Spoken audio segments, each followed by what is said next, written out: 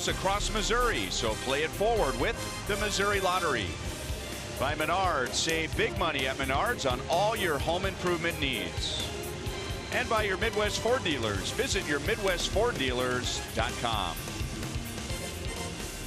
We've had a heat advisory the last 2 days in Toronto. The roof is open, and the Blue Jays are 13-5 when the roof is open this year. Here's the Royals lineup today. And no Kendrys Morales. Morales was scratched late.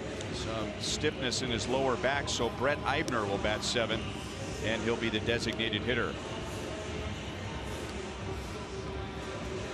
And tonight the Royals will see 5'8", 180-pound right-hander Marcus Stroman. He's a young man that has a big heart. Matter of fact, his slogan is height doesn't measure heart. He's a guy who's going to challenge hitters. You see the ERA, they've been getting to him pretty well. Hitters are hitting 277. We'll go to our Golden Oak lending keys of the game tonight. Left is right for Ian Kennedy. He's done a great job against left-handers. The lefties have only been just 2 for 22 in his last 2 starts. And Stroman, take a stroll on him. That's right, last 7 starts. He's got a 1-3 record with a 7.22 ERA, and opponents are hitting 344 off of him. Take a stroll and get him early. Get on, get him over, and however you got to get him in. But when the Royals score first, they're 32-8.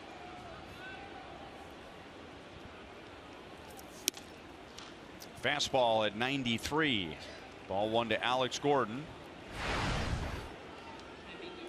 Alex has 5 hits on the trip, and he's walked 5 times. And he chops it out to Devin Travis at second base.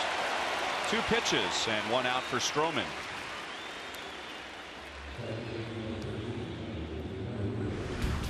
Blue Jays on defense.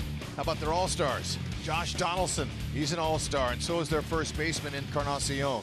Those 2 guys are power hitters that are pretty hot right now. Better be careful around them.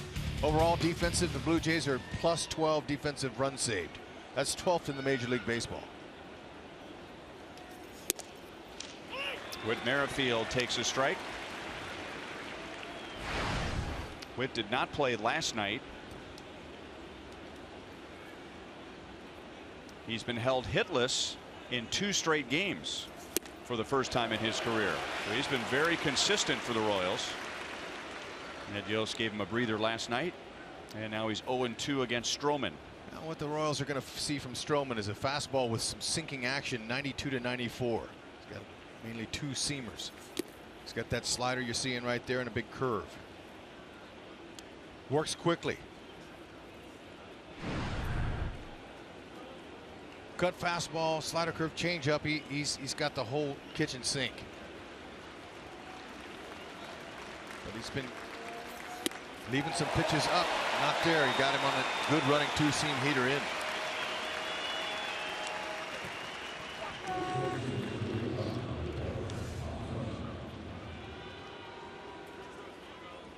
That was a surprise pitch there. It surprised him. Hitters, when they see that fastball rush up in on them, it tricks them, and they spin on it. It's a good pitch.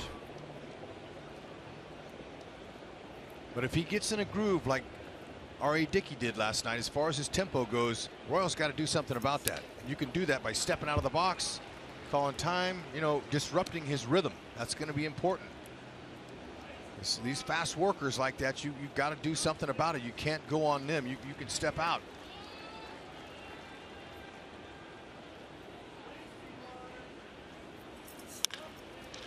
Another ground ball to second. So Stroman needs just 8 pitches to get to the Royals in the top of the first.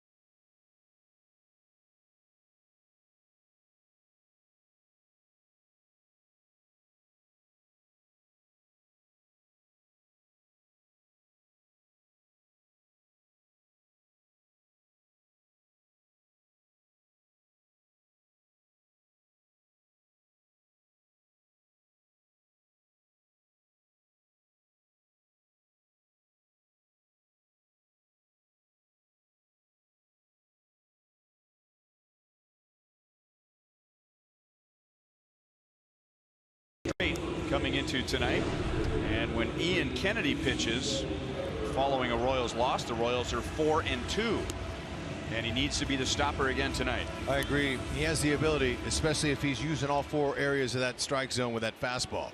That's his pitch.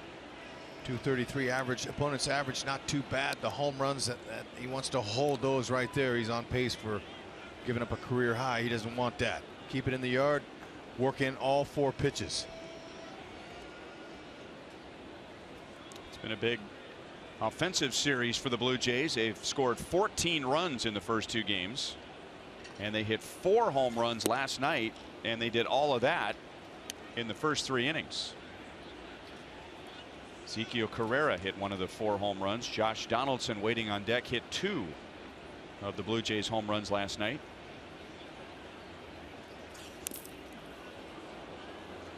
That's a foul ball. 0-2 on Ezequiel Carrera. See where Josh Donaldson's standing in the on-deck circle. I mean, he's really close. So what he's doing, and he's eyeballing Kennedy. He's checking out his pitches. He's watching him. He's pretending like he's in that batter's box. He's timing him. He's not in the on-deck circle. He's in front of it and as close as he can to the plate. Now watch him. See, he's pretending he's hitting now. So you young hitters that are out there, pay attention to that pitcher.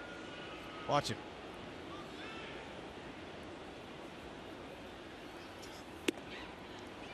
Curveball hangs outside. 1 ball, 2 strikes.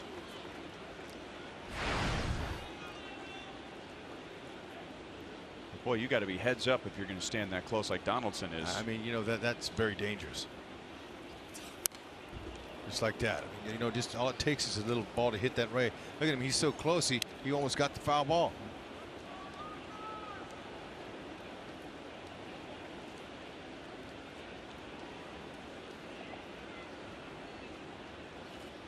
So in a sense, he's already putting in his memory bank the pitches that he's seeing. Curveball down. David Rackley, the umpire at third, says no swing. 2-2 on Carrera. Royals will successfully avoid Jose Bautista in this entire 3-game series. He's out with an injured toe. That breaking ball's in for a strike. So 3 straight curveballs after jumping ahead, and the third one's the charm. Well, if he's mixing them up on Carrera, the leadoff hitter, he'll be doing the same thing here to Donaldson, last year's MVP. Good breaking ball in the outside corner. He's the subject of our Kubota power stats. In his last 20 games, he's hitting .450, and he's driven in 28 runs. Remember, he ambushed the first pitch of his at bat yesterday. He hit a homer on a slider, and then a second time up, he hit a homer off of Young again on the first pitch. So while he's in that on-deck circle, he's already making up his mind what he's going to do, his game plan. 2 balls, no strikes. First matchup between Donaldson and Kennedy. It's only the 2nd time in Ian Kennedy's career that he's faced the Blue Jays, and the first time was 9 years ago. Should be a nice advantage for Ian, at least first couple times through the order, because Troy Tulowitzki is the only Blue Jays hitter that's even faced Ian Kennedy before.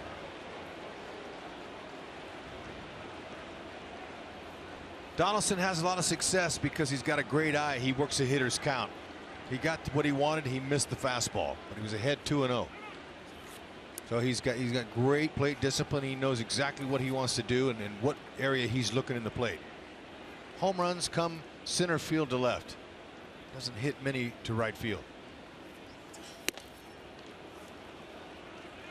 3-1.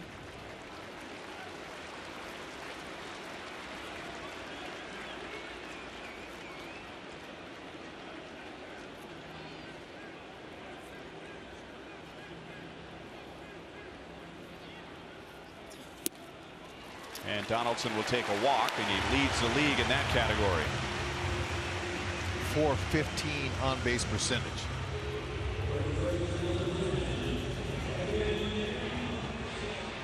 We showed you their All-Stars. We'll show you ours. Salvador Perez got more votes than any American League All-Star. Haas going to his first. Salvi his fourth. Congratulations, fellas. But before that, there's 5 more games to go before that break, before they get there, and they want to do the best that they can to try to get those hits when they can get them with runners in scoring position.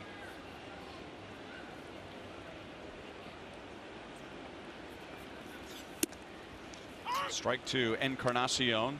The Royals woke up this morning and looked at the standings, and they're a season high 8 games out of first place. Now they've already come back from a 7-game deficit early in the season. They were 7 games behind Chicago, passed the White Sox, and were in first place for a while.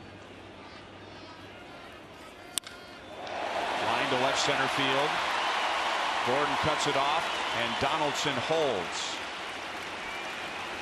So a long single for Encarnacion, and runners at first and second. Curveball and stayed up. Saw it coming all the way. Now that ball hit to Alex's left. Donaldson, he thought that he wanted to go to third, but he remembered who had the ball. The guy who has the most outfield assists in baseball since 2003. Made a smart decision there. Alex would have gotten it.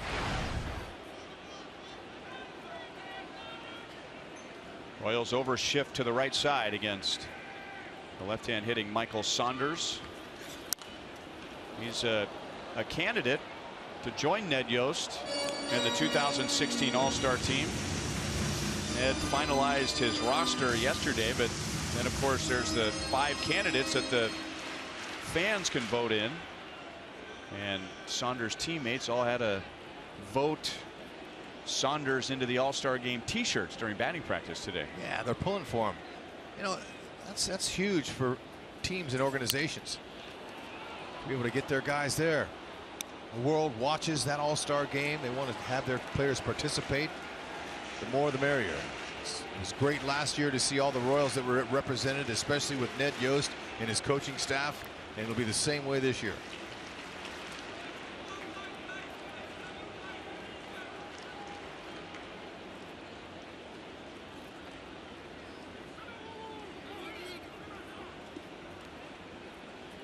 Ned Yost last year said that he had 3 goals aside from winning the World Series, and that was win the All-Star game, win the division, and get home field advantage in the playoffs.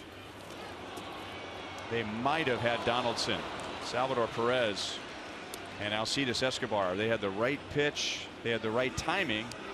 It was just an offline throw, but Donaldson had a pretty big secondary lead. Yeah, nice idea, and as an infielder, you love it when you have a catcher that can throw down there and try to pick guys off. Now that ball just sailed on him. Escobar did a nice job of just keeping it, knocking it down. But when you have when you're playing behind a guy like Salvi, you can put that pick on anytime you feel like that guy's getting a little bit too much, and pitchers appreciate that out behind him like that.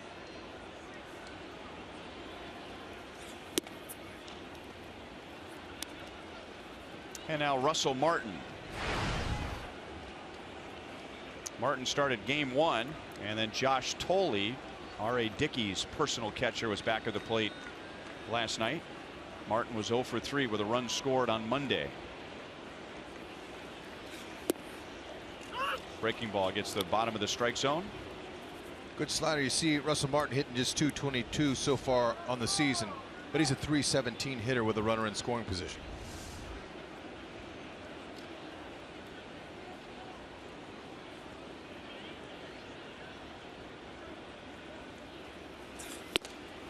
Fastball at 93. 1 ball, 2 strikes.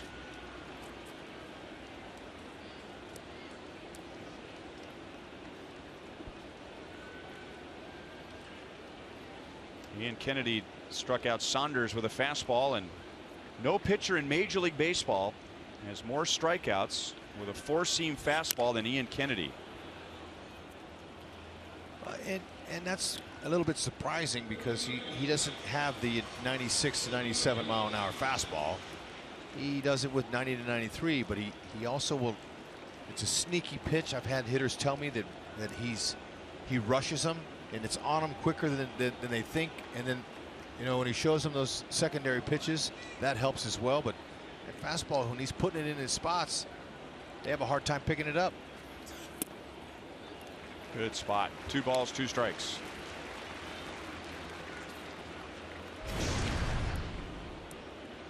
There's used 4 pitches. Most pitchers all use the fastball to set up the other pitches.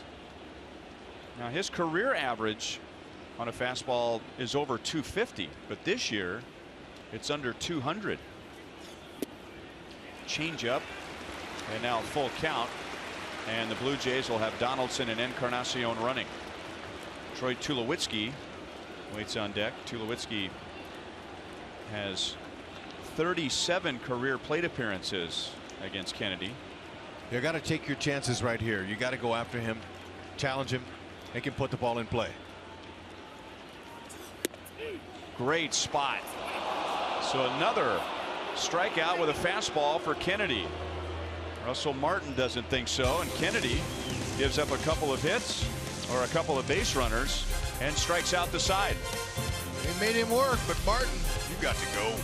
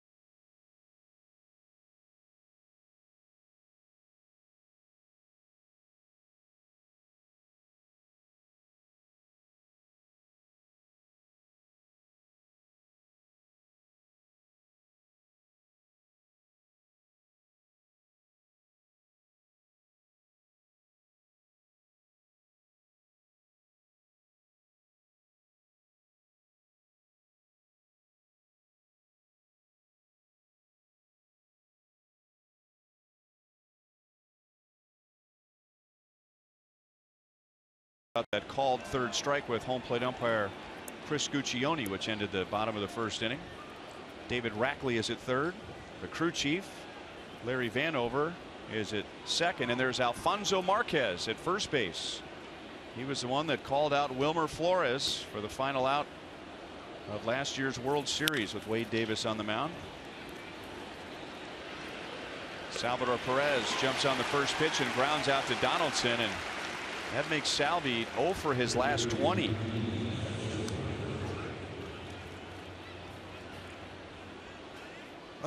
Looked like that was a hittable pitch, though. The pitches he's been swinging at, he's back to swinging at those balls off the plate.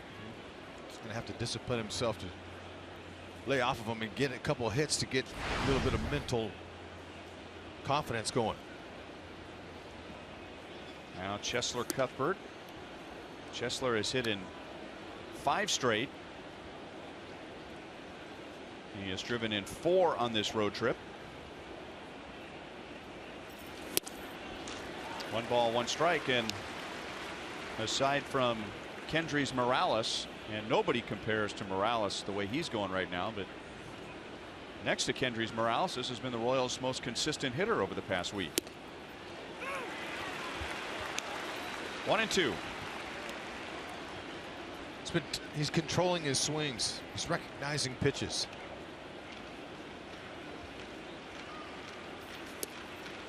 Talked to him today about his swing and the way he's going right now, and guess what he told me? What did he tell you, Hud? He's seeing the ball well. And he's done if you've been watching the past few nights, we've been saying it over and over again, but he's been seeing so many pitches, and so often he's fallen behind in the count early, but you blink your eyes and then there he is at 3-2. On the ground to Tulowitzki, who throws on the run. 2 down. Just a reminder, as you enjoy a cold one, to look forward to Miller time later in today's game. Brought to you by Miller Lite.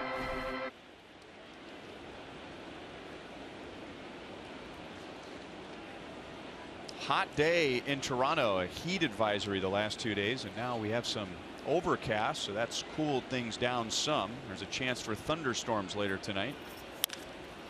All Orlando hits it on the ground. 6 up, 6 down against Stroman, 5 outs on the ground.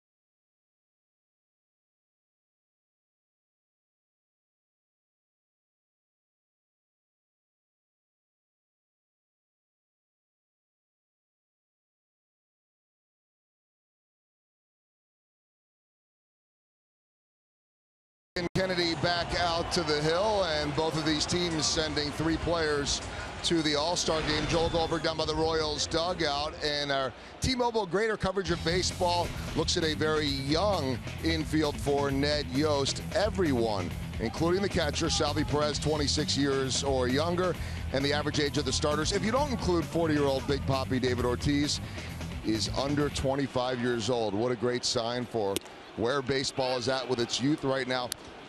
Ryan and Hud, interesting talking to Dave Island, and you think about all the selections and the votes, but Dave has a very responsible, very busy job working with all those pitchers once he gets there, and he's been making a lot of phone calls. He had to call every pitching coach of any pitcher that they might be looking at to make sure, is this guy available? How long can he pitch? What are you looking for from him?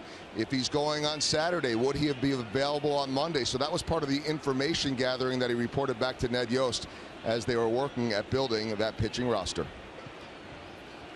Well, whether you agreed with the rule or not, this game does mean something, as Tulowitzki is down on strikes, and that's 4 already for Ian Kennedy. And the Royals last year had home field advantage in the World Series and took a 2-0 lead into New York because Ned Yost's American League team won the All-Star game. Yeah, and you know, that's disrespectful of Dave Island to be able to call those pitching coaches, talk to them about each individual pitcher that's going to be in there. It's so important because the season for these teams is more important than one All-Star game. But if the pitcher's not used properly and he has a big workload leading into that, and then you could ruin him in that one game for the rest of the season.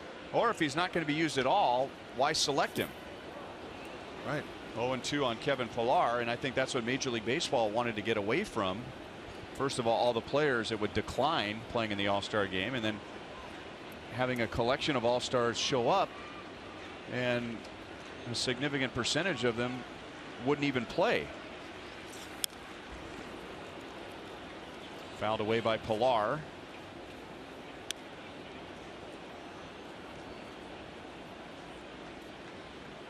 Kennedy struck out Carrera, Saunders, and Martin in the first inning, and now Tulowitzki to begin the second.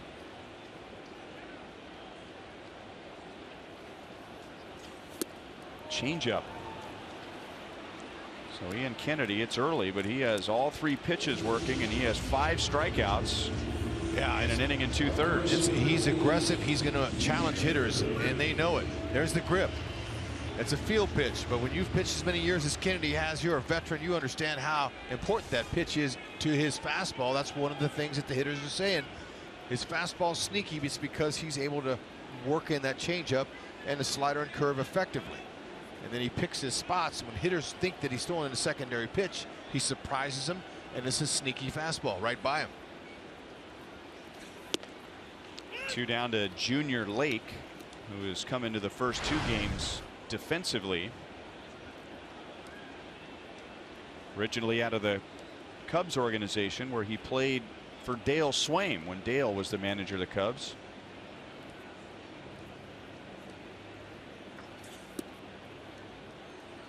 One ball, 1 strike.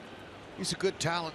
John Gibbons told me he was impressed with his throwing arm and his outfield ability, and the fact that he can hit left-handers. Now he's in there because he's 3 for 4 with 1 homer in his career off Kennedy. Great spot. That's right where you want to be. Didn't get the call.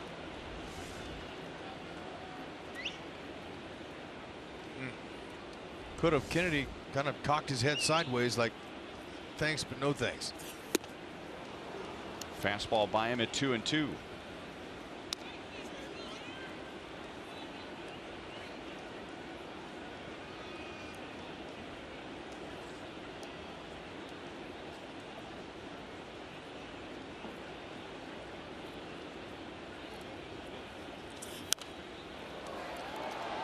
Junior Lake first got to the big leagues in 2013, and when Theo Epstein, Cubs president, told Dale Swaim that Junior Lake was going to be called up, Theo famously said he's going to do things on the baseball field you've never seen before, both good and bad. Oh, no. Whoa. Kennedy's just missing. 3 balls, 2 strikes. It tells you right there he's got a lot of talent, but he's got to harness it. Reminds me of a young Carlos Gomez when he first played for Minnesota. Up the middle, Escobar cuts it off and throws in time. So Kennedy and Stroman have opened tonight with 2 scoreless innings as Kennedy talks over the strike zone with Chris Guccione.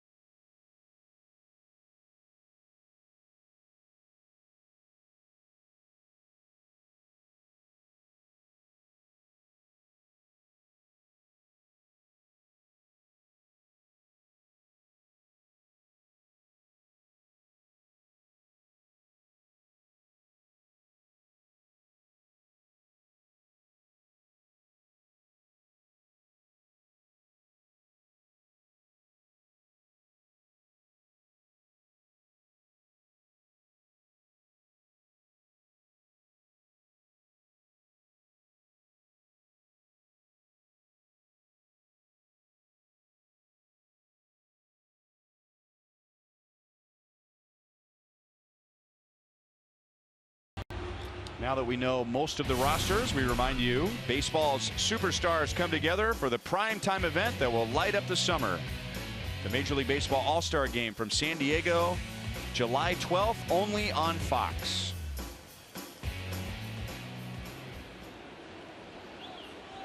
Marcus Stroman has set down the first 6 Royals. Brett Eibner, who's the DH tonight, leads off. And he knocks Russell Martin's mask right off of his head.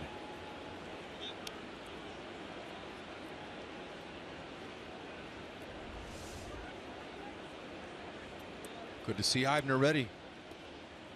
Get that first good heater, good swing out of the way. Now he's in the game. He's DHing today, so he's sooner he can get that swing in and gauge his swing on Marcus Stroman's pitch, the better off he is. Been seeing a lot of fastballs, sliders combination. He will drop a few curveballs in early, but that's what he's looking to do. And he's very short with his delivery. Short little step sideways. Doesn't bring his hands over his head. He's made some adjustments on the mound, trying to simplify his mechanics.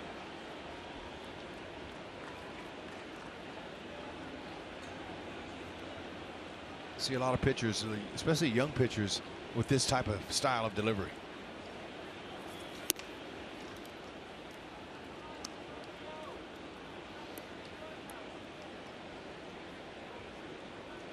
Kind of has the same beginning to his pitching motion that Tim Lincecum does.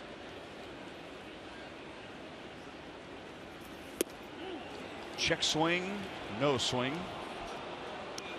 2 balls, 2 strikes. Eibner only has 7 at-bats on this trip, losing playing time during the National League games, and Kendrys Morales playing in right. Fastball away, strikes him out, and that's Stroman's second.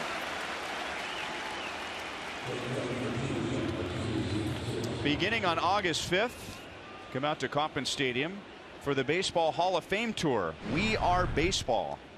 It's a one-of-a-kind exhibit which features artifacts, images, never before seen video, virtual reality, and an IMAX movie.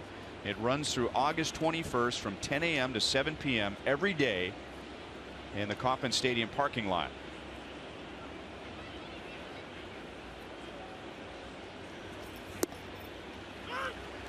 Strike to Alcides Escobar.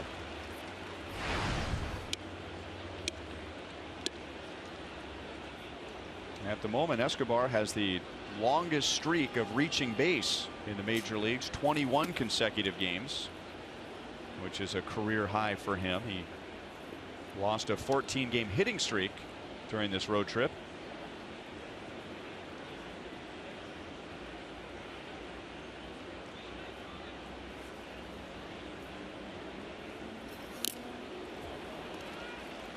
One and two. You know, I wanted for the players to get a couple of games on this new cut dirt infield, as it's always been artificial turf, the whole infield. And I talked to Escobar before the game, and he said that he likes it a lot better. That the hops aren't as true with the turf. You get better hops, but offensively the ball gets through. It's just faster. Devin Travis makes the play, and I'd imagine they also like standing on the dirt for a 3-game series rather than standing on that spongy turf. Yeah, and you know, you talked about the roof and how important it is for them to have it open, and their record 13-5 with it open, and when it's closed they're 9-14. But the issue they're having with the new dirt infield is that when the roof is open all day long, it bakes the dirt and it dries it out, and it makes it tough to field. It's too hot, a lot of bad hops, too many bounces, so they're keeping it closed as long as they possibly can for the infield dirt. In a day like today. Yeah. That's sunny and hot. We thought they were going to keep it closed for the whole night, but there was a report early in the season last year that the Baltimore Orioles thought about forfeiting a game here because the turf was too spongy and too slow. It slowed a lot of balls down. And that never was the case back in the 70s. That kind of turf was a lot different. It was a lot more compact. It didn't have the blades like a billiards table. Yeah. Stroman's done it all. He's pitched 3 perfect innings. He struck out 2, and he makes a nice defensive play on the soft liner from Dyson.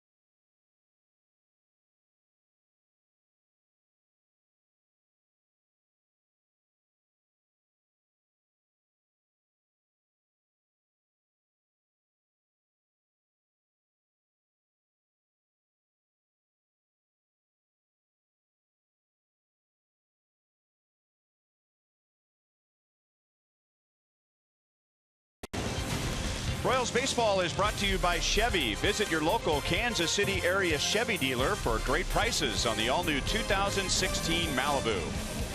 By Panera Bread, food as it should be with 24 Kansas City metro locations. And by Academy Sports and Outdoors, right stuff, low prices every day.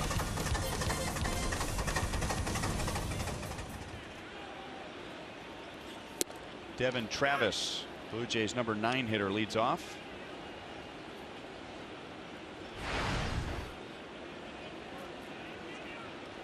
He's having a productive season.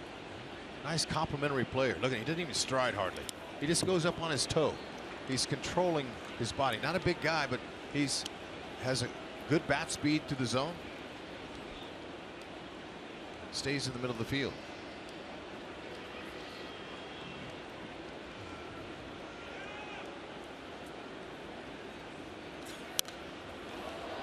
Kennedy ahead, 1 ball, 2 strikes. He's been ahead all night. Ian has already struck out 5. He struck out 8 on Friday at Philadelphia and 11 in the start before that. 2 balls, 2 strikes. All 8 of his strikeouts against the Phillies on Friday came with his fastball. Tonight he's been mixing it up. He's been getting strikeouts with his curveball and his change. Fastball over the outside. It's been a good strike zone for him. It's been a good strike zone for Stroman. 6 strikeouts for Kennedy. And that's the called third strike. Yep, he is on the razor's edge. He's putting it on the corners and nice. Now, after he struck out, or after he got Junior Lake out in the second inning, he walked off the field, and him and home plate umpire Guccione had a little conversation. And you know, Kennedy is a good guy, and he just wanted to know if those pitches were off or what he needs to do to get it called. So worked it out. Looks like he's giving them to him now. Ezekiel Carrera struck out looking in the first inning. It's a lot about, you know, demeanor and how you talk to the umpire. They're human just like anybody else. If you say you missed, you know, if you say something like that, he's going to get a little defensive. But if you talk to him objectively and politely, you know, sometimes that works.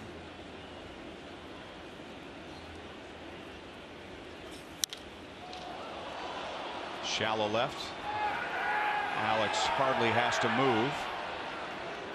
2 outs in the bottom of the 3rd inning as we take a look at tonight's University of Kansas hospital injury report, and some bad news in regard to Chris Medlin, who had to leave his last start in the middle of the start after 49 pitches with some discomfort in his right shoulder, which placed him on the disabled list almost 2 months ago. It was May 12th when he went down. So he has been called back from his rehab assignment and will be reevaluated by the Royals when they get home tomorrow. Yeah, that's not good news. They were hoping they could get him back and put him in that rotation.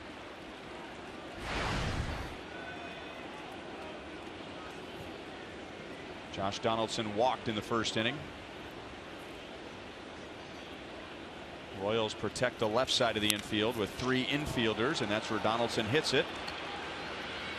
Escobar to Hosmer. Ian Kennedy has matched Marcus Stroman with 3 scoreless innings.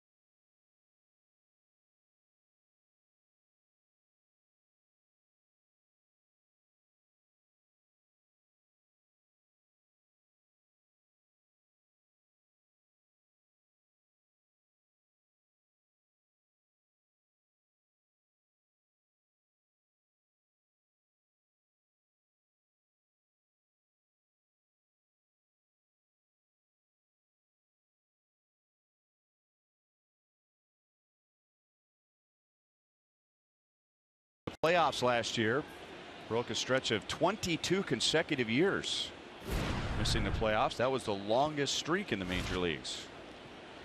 Here's our sprint trivia question for tonight. Who is the oldest player to record a hit in the All-Star game? Could be a tester there. I wonder how far back we're going to go.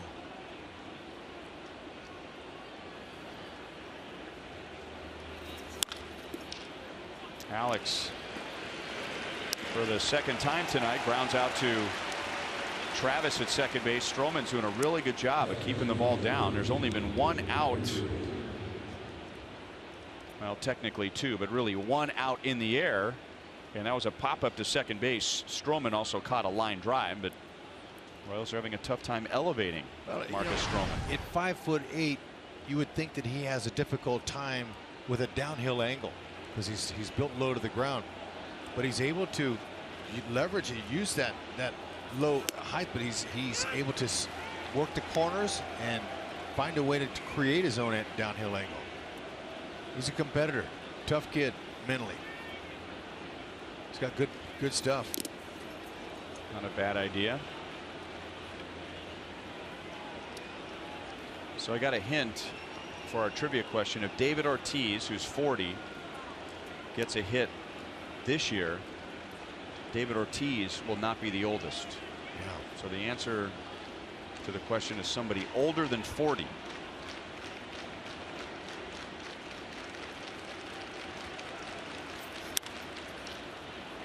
Another ground ball, and another ground ball to Devin Travis. He's been busy tonight.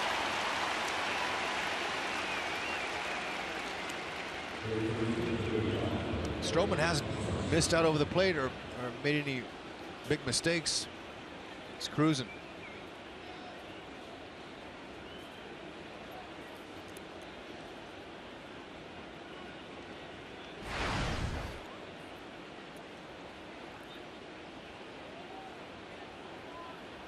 Put your earplugs in, Hud. All right. Slider for a strike to Hosmer. I'd like to hear that sound. So would Ned Yost.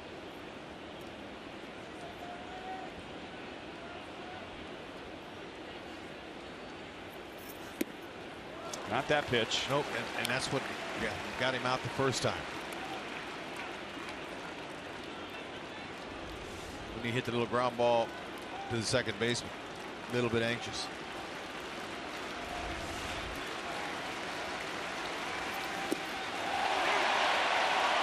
Four perfect innings with 3 strikeouts. No score.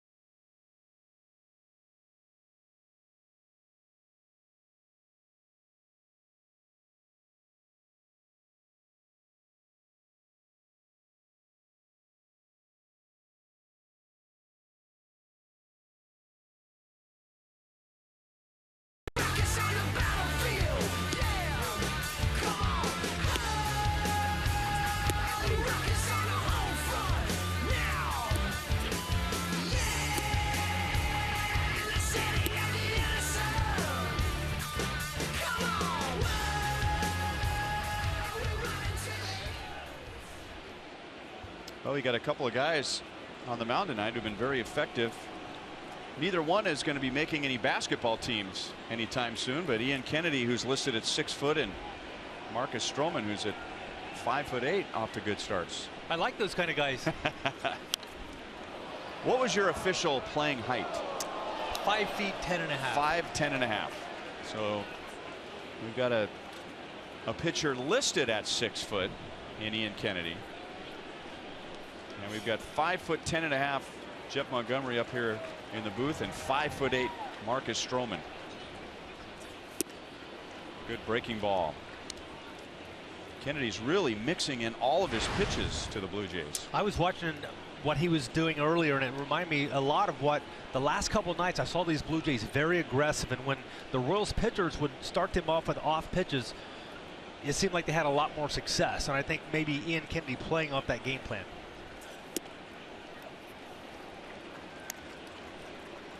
He has struck out 6, and in typical Kennedy fashion, half have been called third strikes.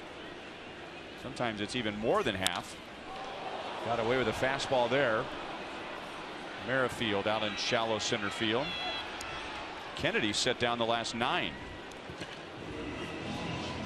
Really looks like he's on the attack tonight. His primary pitch is his fastball, but he's doing a good job keeping it out of the middle. Outside of that one that right there, he just got away with one on Encarnacion. Yeah, the thing is, if you're commanding your pitchers, you're going to get away with mistakes because they're looking for those pitches maybe on the outer part of the plate or on the edge of the plate, and you have more margin for error when you really have your command going. Colonel Saunders. Michael Saunders struck out his first time up. He's one of the vote-in candidates. Captain Canada. Also a Canadian native. 2-0.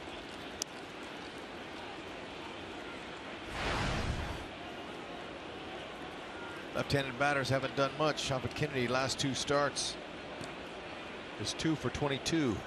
Only got a couple of lefties in there.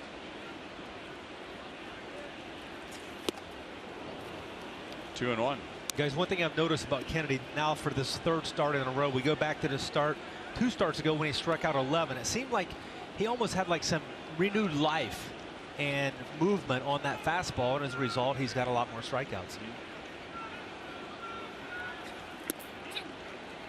3-1 on Saunders. Talked to Ian about that a couple of days ago, and he thinks because of the movement on his fastball that when it's down, hitters are expecting it to continue to go down, that it's going to sink out of the strike zone. That one did not sink, and Saunders hits it into the Royals bullpen.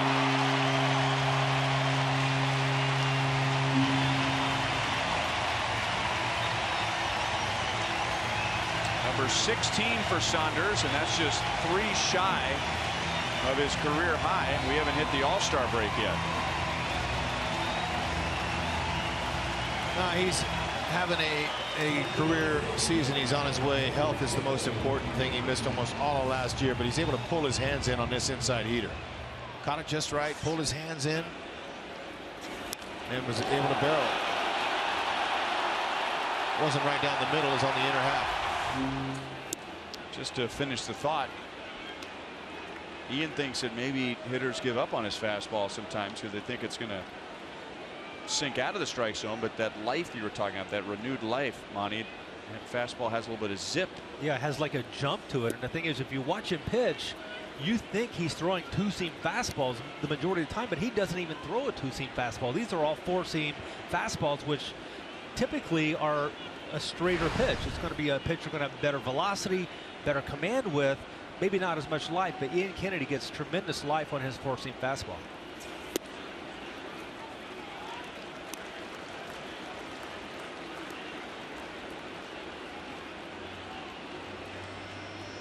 You know, on Russell Martin.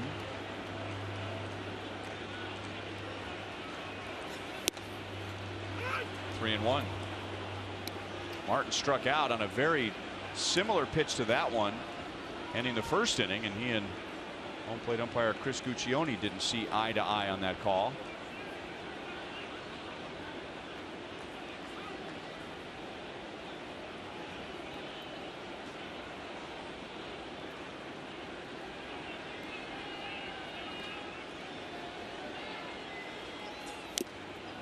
Right into Salvi's glove. Not Max Scherzer, not Justin Verlander, not Noah Syndergaard. Ian Kennedy has the most strikeouts with a 4-seam fastball in the major leagues.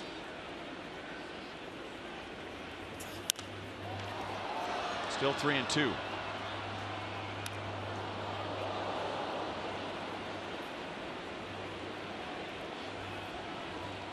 And how many of those have been called 3rd strikes? Well, that's what I was going to say. Obviously, the fastball is the pitch that as a pitcher you need to have that pitch. Unfortunately, that also is a pitch that's going to give you a higher tendency for the long ball. We've seen that be the case as well here tonight, and really for the course of the season for Ian Kennedy. Broke his bat. Kennedy comes back from 3-0 and gets a ground out from Russell Martin. Well, this season at Kauffman Stadium, we start the weekends early because every Thursday home game is Buck Night. You can enjoy delicious hot dogs and peanuts for just $1 a piece every Thursday. And that includes tomorrow as the Royals are home for a 4-game series with the Mariners. So come on out, enjoy the Royals at home before the All-Star break, and enjoy Buck Night. 1-800-6-ROYALS, Royals.com/promotions for tickets.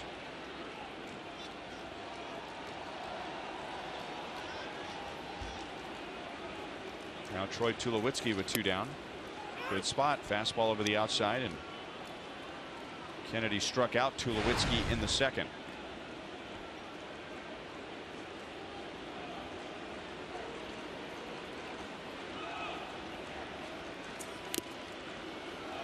his stance isn't as open as Evan Longoria, but straight up high hand position. And they were teammates at Long Beach State. I'd just like to have Evan Longoria and Troy Tulowitzki on the left side of your infield in college. What a lot to got through. Sounds like a winner to me. Since he's come back June 18th with his quadricep injury, he's kicked it in gear.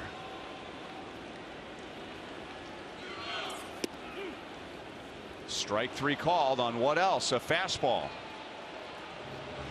7 for Kennedy. Michael Saunders homers.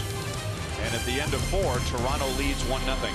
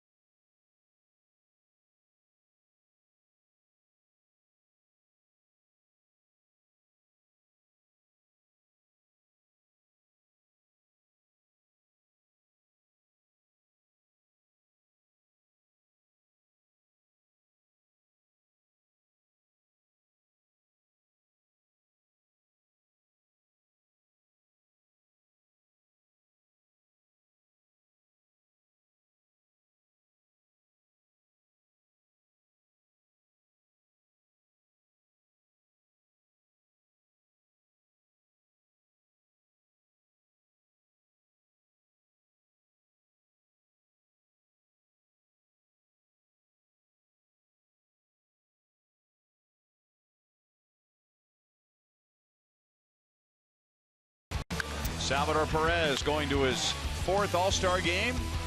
The 3rd year in a row he'll be the starter. He had the most votes of any major leaguer this year. He'll lead off the top of the 5th inning. The Royals are still in search of their first base runner against Marcus Stroman, who has done it with contact. He has struck out 3 in his 4 perfect innings.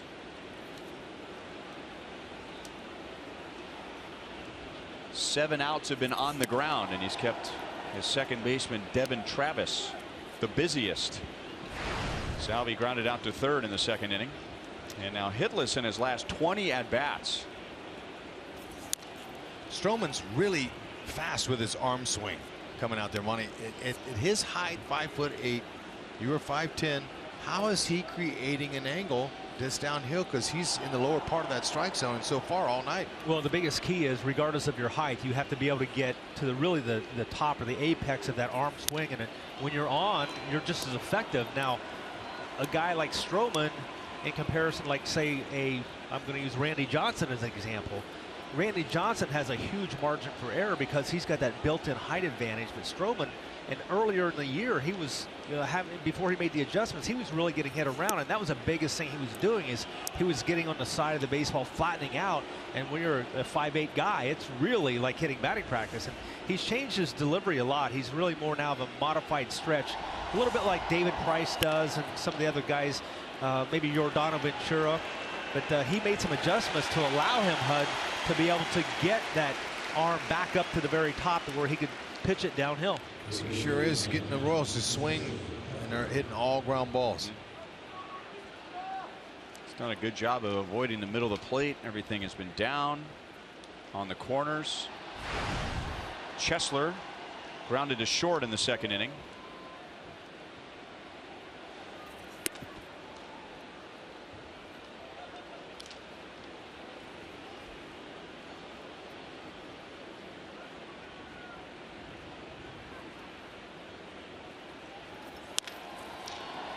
Another ground ball to short. 9 outs on the ground.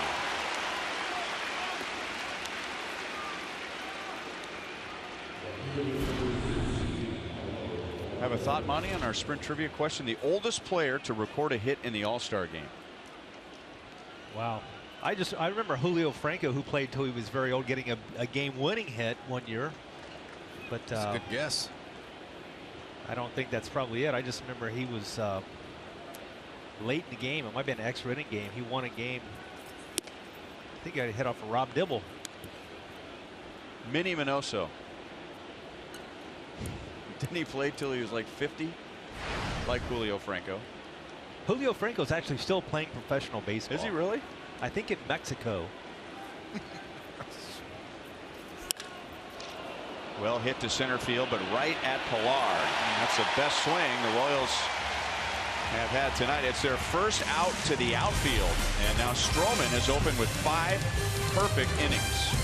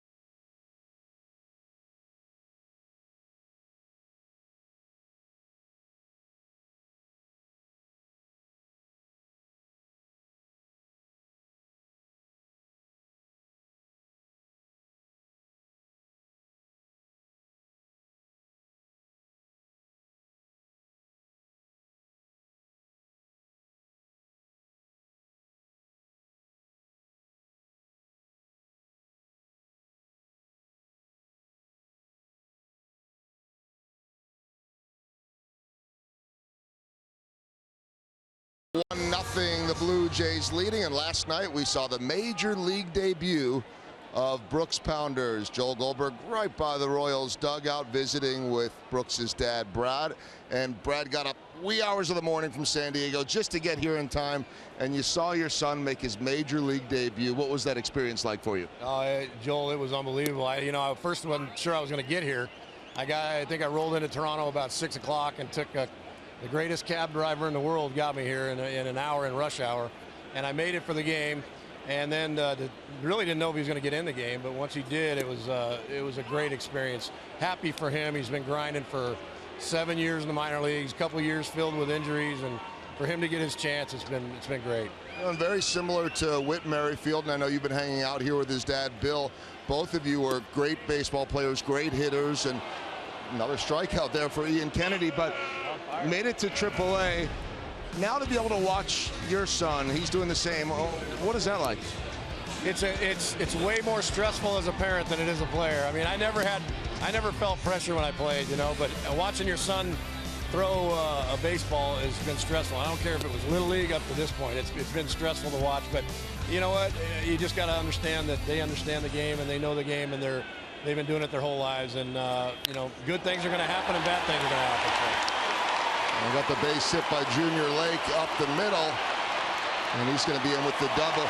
So how does a big kid like Brooks, you're a big guy, but you were a power hitter, so how does a big guy like Brooks end up a pitcher and not a hitter? Well, I'll be honest with you, he was a power hitter, third baseman in high school, and but he was also one of the better pitchers. So when it came down to the draft, that most of the clubs liked him as a pitcher better than a hitter. We're big guys and we're not too swift of foot, so we figured maybe it's a better move for him on the mound. But he can hit. He can still hit. But you had 100 RBI seasons, back-to-back years with 30 homers, 100 RBI, and then after that, 27 home runs I saw for, at the time, the Wichita Pilots, Lawrence Dumont Stadium. So you played in Wichita for the Padres affiliate and had a couple guys by the name of Alomar as teammates, right? Yeah, as a matter of fact, Roberto and Sandy were my teammates for, I think, 3 or 4 years, coming up through every level of the minor leagues. And I was in Sandy's wedding, and Roberto and I played first base and second base consecutively for several years, but Roberto was the best baseball player I ever saw. Even when he was 16 years old, we knew he was something special. And Sandy, he uprooted Benito Santiago from behind the plate in San Diego, so he's pretty special too, and still pulling for him to get a managerial job soon. I know he's been in the game a long time. He deserves it. And you got a call, was it yesterday, from a pretty famous reliever to congratulate you on Brooks's promotion? Yeah, unbelievable. Brooks's agent called me, and he was out to dinner with Goose Gossage at the time that Brooks notified him that he was coming to the big leagues. And so Goose got on the phone with me, so we talked for a long time, caught up. I hadn't talked to Goose since probably 1989, 90, somewhere in there. But he was real supportive, and he said that he was real proud of the fact that at least one of us got there. Congratulations on Brooks getting up here. We're excited to watch him pitch. And I'll go back up to you guys, because right now these seats are so tight that I think Brad and I, were both big guys. We feel like we're on one of those little tiny commuter planes wedged together for a nice little trip. Congratulations, Brad. Thanks a lot, Joel. And let me tell you, there's a group in Temecula at Art's Garage that deserve a lot of credit for getting Brooks here. So they all know who they are. So I appreciate the opportunity, and we look forward to going to Kansas City. And he will be heading to Kansas City, as will his wife, to go watch Brooks at Kauffman Stadium. Guys. All right, Joel, thank you. As Kennedy strikes out another hitter. That's 9. It's the first time in Ian's career that he's had 3 straight starts of at least 8 strikeouts. And another fastball, nonetheless, climbing the ladder. That's what he's done so effectively. Get a lot of the strikeouts during the course of this year. Get in those maybe breaking ball counts, throws a fastball up in the strike zone. Hitters unable to catch up to it.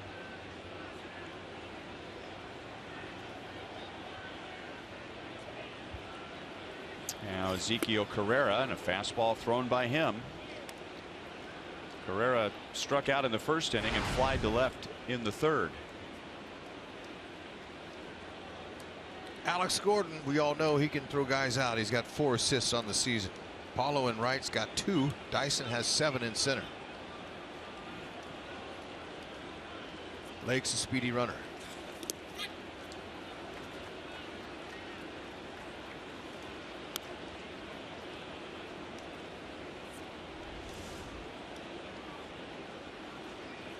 See how he times that just perfectly. And Monty, you ever notice he doesn't catch those? His hands are so good, he could catch him if he wanted to. He just keeps it in front of him. Joel and I interviewed Sal before the game, and he had a little catcher's mitt. It's about half the size of a normal mitt. He told me he actually caught in spring training with that. That takes some pretty good hands itself. It does. It looks like a little league catcher's glove for the littlest. Almost like a little pancake. Yeah. So he used that in spring training games. There's the one with the gold Rawlings label, which only the Gold Glovers can wear.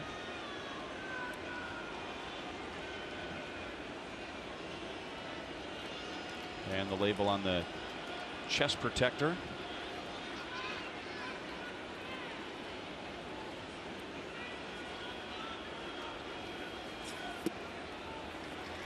Three and one with Donaldson on deck. So I'd imagine Carrera's going to get something to hit. Right, you got an open base, but you got a MVP in the on deck circle. I take my chances here with Carrera.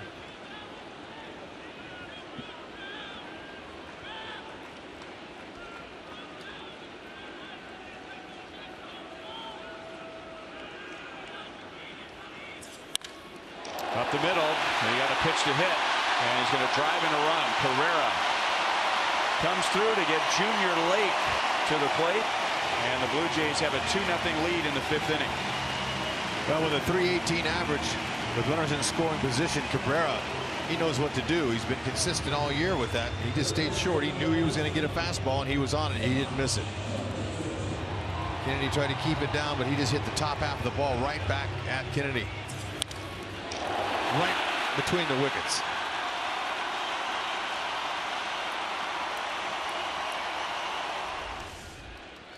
It's a byproduct of getting a fastball hitter and a fastball count.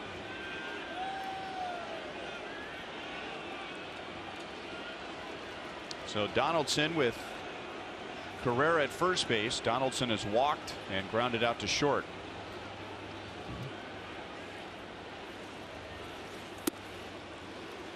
Fastball is too high.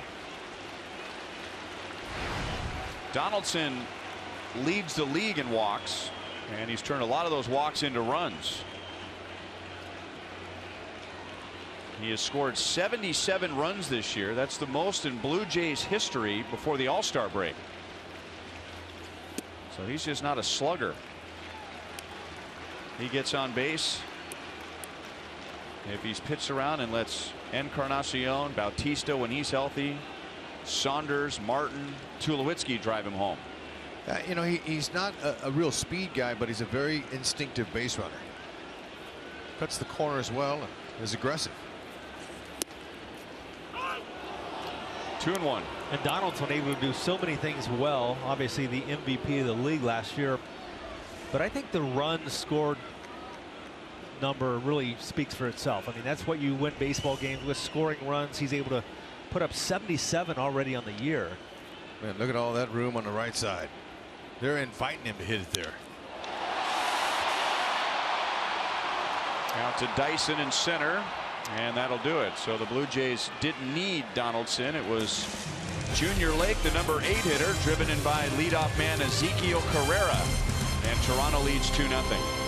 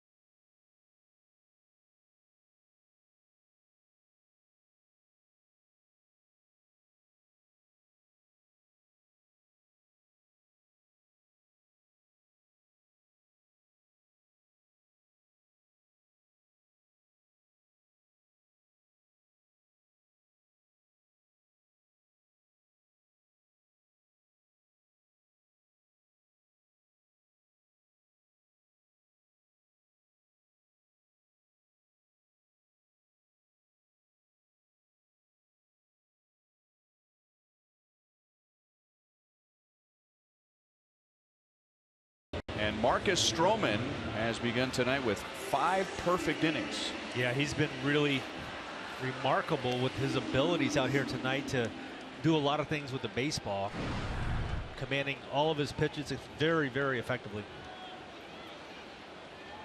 Gene Krostowski is our Sonic Slam inning contestant from KCMO. If the Royals hit a home run out of the park in this inning, Gene wins $1,700. If the Royals hit a grand slam out of the park, Gene wins $25 grand from Sonic and the Royals. Eibner almost drilled by the first pitch from Stroman. Stroman has struck out 3, and he's gotten 9 outs on the ground.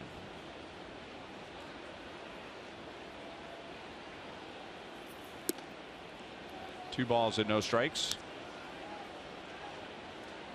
Eibner struck out swinging at a fastball in the 3rd inning.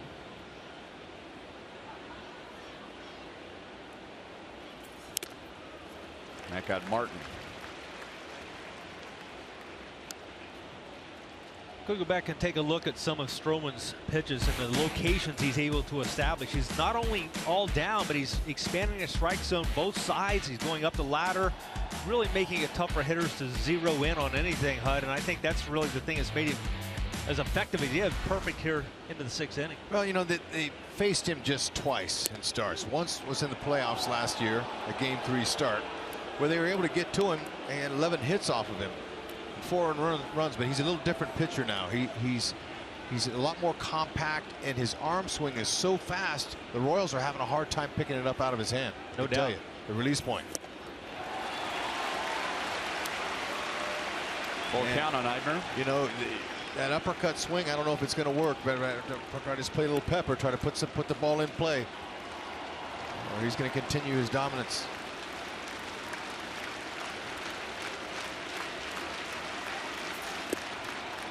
There's the Royals' first runner.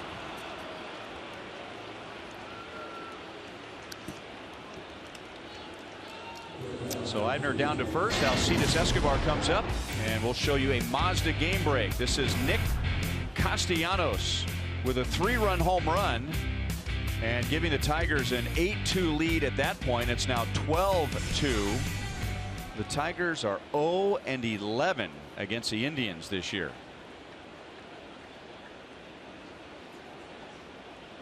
So Detroit picks up a game. 6.5 back of Cleveland, and the Royals at the moment are 7.5 back. Can make it 7 with a win tonight. He hit a home run off of Tomlin like that, and he had a nice little inside-out swing, didn't he? Yes. Castellanos. There we go. Escobar to the gap. That'll get Eibner to third. It'll get Eibner to the plate. And how far will Esky go? He's around second, on his way to third. And now a wild throw, and Stroman, who's a very good athlete, saved a second run. But the Royals are on the board, and they have the tying run at third base with nobody out. There's a shortened up swing right to the point. I mean, that ball was hit perfectly in the gap. Pilar, a very speedy outfielder, had a long way to go. And Escobar, he wasn't stopping at second. The play's right in front of him. He doesn't need Jersley to check him out and make him come over. And then that play would have been in the dugout. He would have scored, but Stroman extended himself. And now, after you make the pitcher breathe heavy and back up a play like that, maybe that affects his rhythm even more. So the infielders are going to play in. And now let's see if he leaves a mistake out there for Gerard Dyson. Line right back up the box his last time up. That's the swing he wants here. Stroman so far has not looked like a pitcher with an ERA over 5, but he's been pitching mostly tonight without any runners. Our Academy Sports and Outdoors leaderboard shows you that he has really struggled once you get runners on base. There's a ground ball to Encarnacion right at the bag. So nobody on. We've seen what Stroman can do tonight, and he's done that most of this year. But you put a man on, he's a little worse. You put a man in scoring position, even worse, and he's at his absolute worst with a runner in scoring position and 2 outs. That was unfortunate. Dyson hit the ball hard, but right at him. But Alex loved to come through here. Tie this game up with a sac fly or better. Another ground ball. The bat reached the outfield, and that's the 3rd time tonight that Stroman has gotten Alex to ground out to the second baseman Travis. Oh man, you know, and there's no way Escobar can score on that. Travis coming in on that play would have set his feet and threw him out. Better off taking your chances. But that is a jam sandwich if I've ever seen one.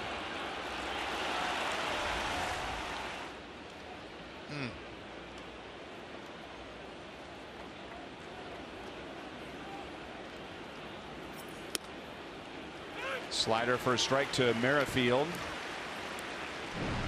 He has struck out and grounded out so far tonight. So Stroman has struggled with 2 outs and runners in scoring position, and Merrifield has thrived with 2 outs and runners in scoring position.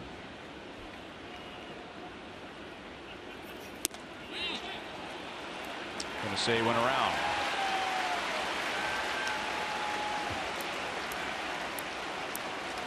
I thought Stroman might show some effects of backing up and making a tremendous play and keeping that ball from getting into the dugout, breaking a sweat now, but he's coming back and really executed well on the Royals.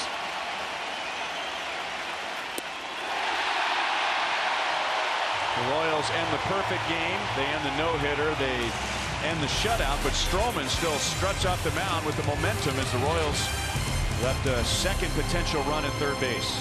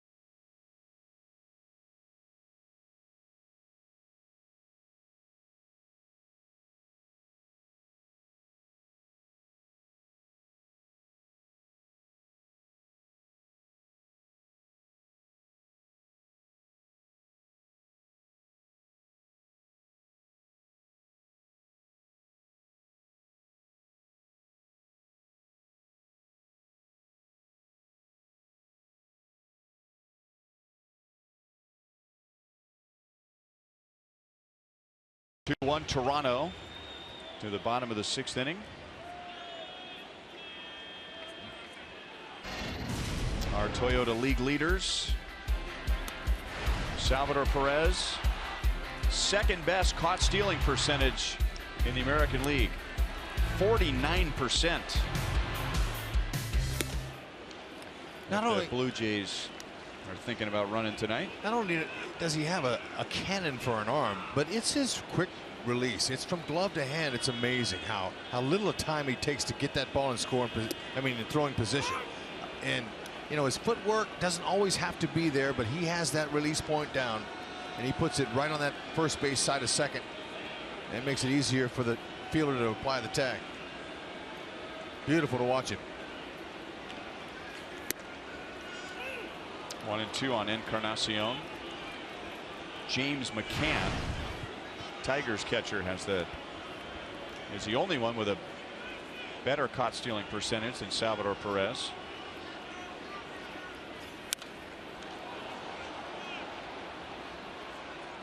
You guys, so many of those numbers for the catcher's throwing percentage has to do with the pitchers and giving them not only a good pitch but a very quick release time in order to have the opportunity to throw out the base runner.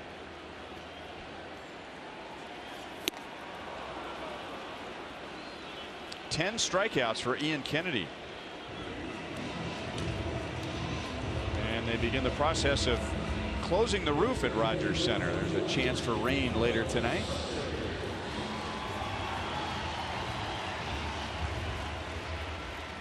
All right, let's answer our sprint trivia question. The oldest player to record a hit in the All-Star game, it was that white banner there, 1991, when they played the All-Star game here in Toronto. He was a catcher. Carlton Fisk. Ding, ding, ding, ding, ding.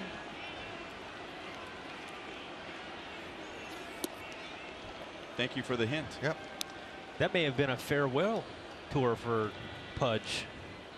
43.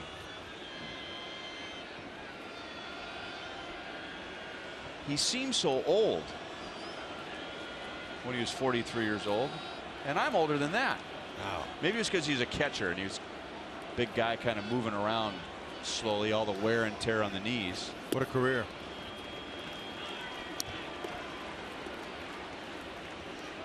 Saunders drove in the Blue Jays' first run with a home run to right in the 4th inning. And then in the 5th inning, with 2 outs, Carrera singled home Lake.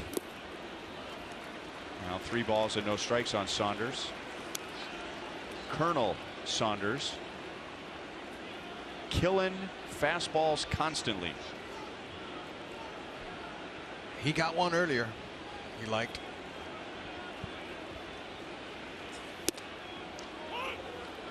Three and one. 4th inning, hit his 16th homer of the year on the fastball. Pulled it.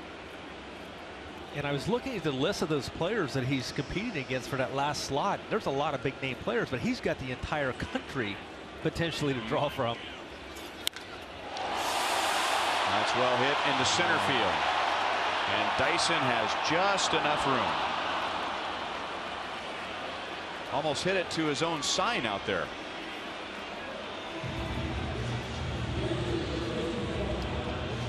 Join us on July 25th for Christmas in July. You can add to your collection of festive attire with an exclusive ugly holiday sweater Royals t-shirt available with purchase of this theme ticket. And make sure to bring a new unwrapped toy for a special Toys for Tots drive on the day that'll be outside the ballpark. So July 25th, a t-shirt Tuesday, and the unwrapped toy for Toys for Tots. Royals.com/theme tickets.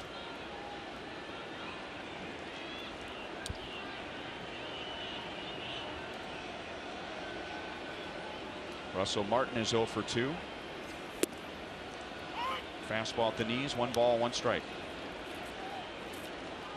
Still having a hard time believing we couldn't get Escobar in with nobody out.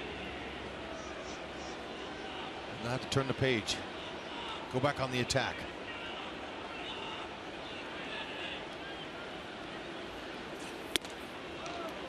Well, the Royals are aggressive offensively, and yet there are times when the aggressiveness looks more like an anxious hitter than an aggressive hitter. And those situations, I mean, Dyson did a good job. He got a pitch he could handle, hit it hard right at Encarnacion, but you know, Alex got jammed. Merrifield is struck out. Just think their focus might be a little more keen. However, it's easier for us up here in the booth than those guys down there trying to hit it. And at the same time, when a guy like Stroman is pitching the way he's pitching, you got to find a way to do it. You do. You never know. I mean, that might be the only opportunity you have all night. Right. Luke Hochevar warms up behind Ian Kennedy, who's thrown 100 pitches.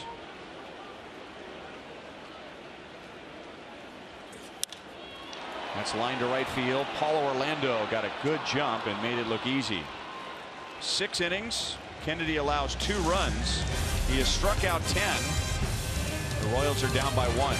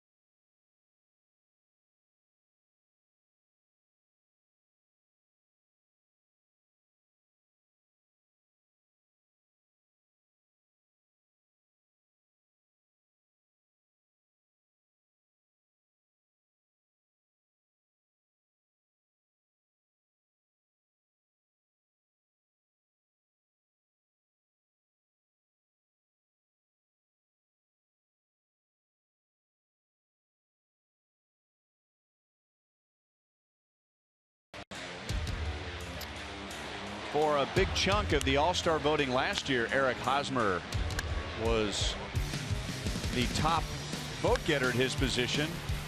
But in the end, he missed going to Cincinnati with many of his teammates. This year, he'll be the starter. Joining Salvador Perez, Kelvin Herrera, and Wade Davis. And he leads off the top of the 7th inning. We remind you to vote for the Royals Player of the Month at one of the 7 Rally House locations in the KC metro area. All participants will be entered to win a majestic prize pack.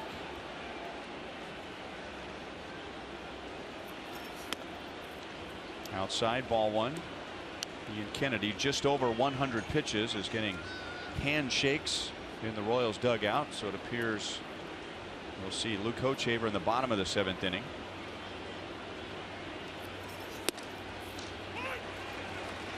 One ball, one strike. That was a good take by Hosmer because Stroman has really gotten him to chase pitches down and out of the strike zone. And the other thing I noticed, he didn't stride hard with that lead foot. That's the whole key for Hos.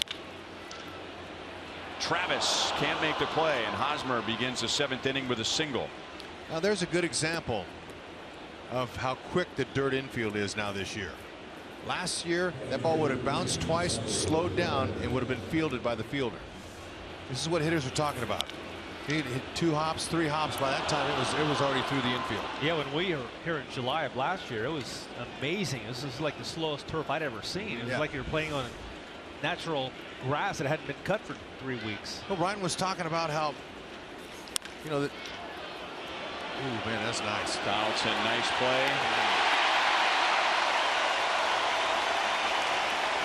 Ryan was talking about how the Baltimore Orioles were, you know, talking about forfeiting the game even. But, you know, there had to be something done, so they went ahead and took the turf out of the infield and made it a real good-looking big league field now. Now that's your buddy Buck Showalter. He wouldn't do something like that, would he? Who knows? He's got a mind of his own. Well, probably if anybody would, it would be Buck. Right. And I'm sure the Blue Jays thought, hey, if you want to forfeit a game, you go right ahead. We'll take it.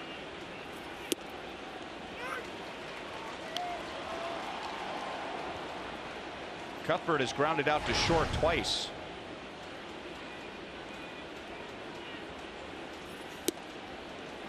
And it's 0-2. Royals. Oh, there we go. Hey, Lobster Summer. Chester Cuthbert at the plate. I told him that before the game. But the sign was up there. He got a big hit. He says he smiled. Shot. Oh, watch out. Strike 3. Didn't work. And the bat was foul.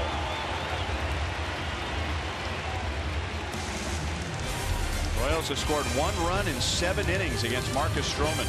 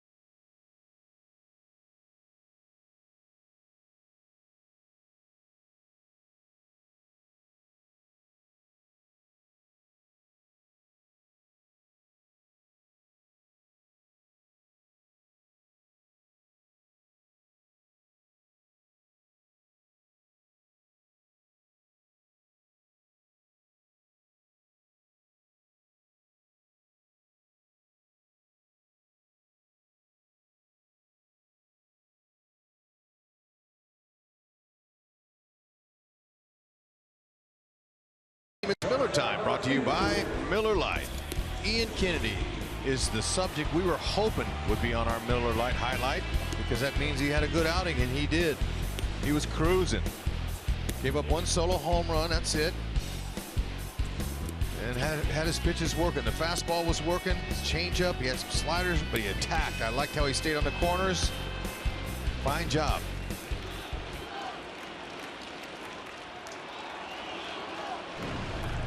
Luke Hochevar takes over in the bottom of the 7th inning to face Tulowitzki, Pilar, and Lake.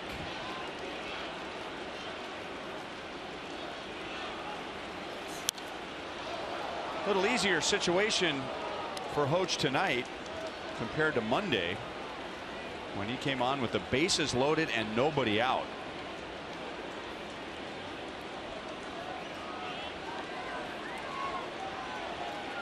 Blue Jays scored 5 in that inning. 3 runs were charged to Edinson Volquez and 2 to Hochevar. Breaking ball just outside, 1-1 on Tulowitzki. So it's a little bit of a bounce back opportunity here for Luke Hochevar, and that's one thing as a relief pitcher, you don't have to wait 5 days. You may get out there the next day, or now 2 days later, chance to redeem yourself.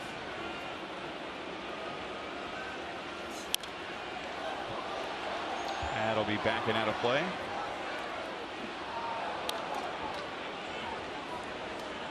It's raining.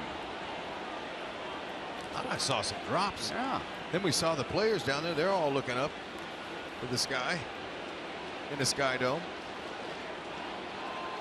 I don't think many people brought umbrellas tonight. I don't think so. There is. I see a few umbrellas.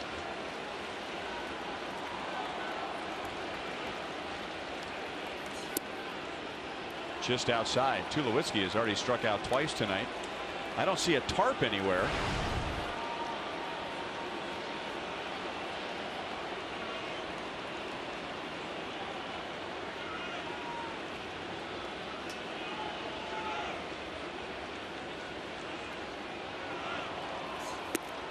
Curveball struck him out.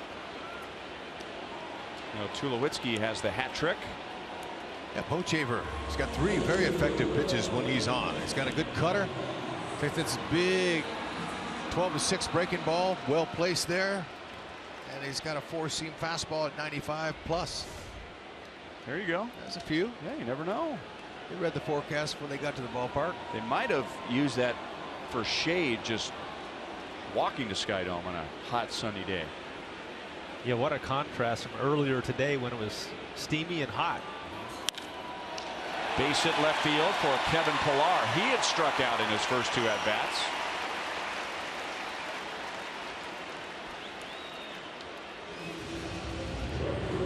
Takes a little over 20 minutes to close the roof here at Rogers Center. The first retractable roof stadium in Major League history. Told you last night that the Blue Jays, coming off a successful season last year, they are reaping the benefits with ticket sales. They're trending to go over 3 million in attendance. But in the glory years here, when this place opened up and the Blue Jays were good and going to the playoffs in '89, '91, winning the World Series in '92 and '93, they drew 4 million fans here for what, 3 consecutive seasons, I think. Yeah, it was an amazing place to come play baseball. The crowd, even though a lot of the fans maybe don't know as much baseball as maybe say fans in the States, in Kansas City, for example, might know, they still get behind their team. They love the Blue Jays here. They're on them heavy now too. Good crowds are getting. But you know, back in Olympic Stadium over in Montreal, they had a retractable roof, but it wasn't exactly a. It was state-of-the-art then, but it was on cables, and it was like a big parachute, and it would secure it, and then they could pull it up, and it would like a spider web, and it would pull up, and they'd sit it up at the top of the stadium. But everything had to go right, and it just didn't. So finally, they just said, we're just going to put it on and leave it on. Because I was there one time when they had a rain out in Montreal, and they couldn't get the roof down, and it just washed it the whole game away. And that's when all those poor pigeons got trapped in Olympic Stadium. Up in a spider web.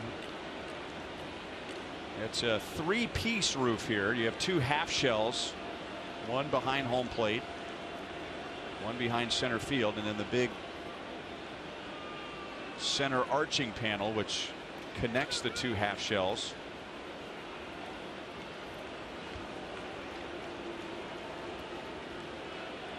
Pilar was out working on his jumps at first base today before the game.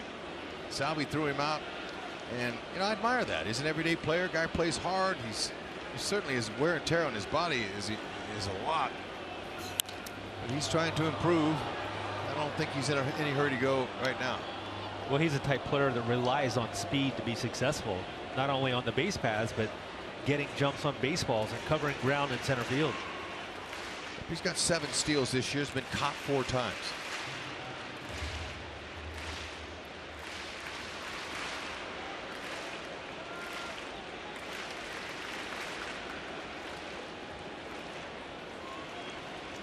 Lake's, he's battling Hoach here.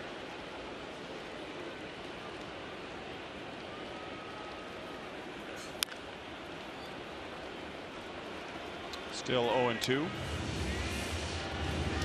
Remember, you can follow the Royals live on your phone and tablet with the MLB.com at-bat app.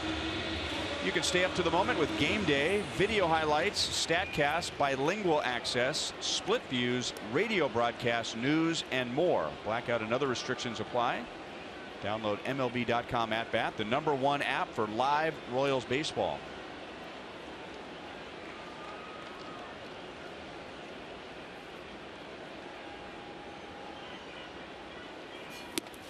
Slider away, a strikeout, and Pilar is back in time. So Hochevar has struck out 2, and now Hochevar and Kennedy have combined to strike out 12 Blue Jays hitters in fewer than 7 full innings.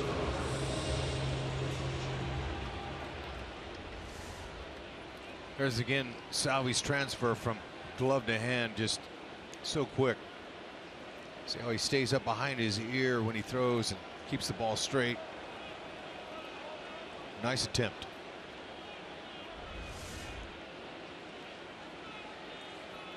Here's Devin Travis, who has struck out twice.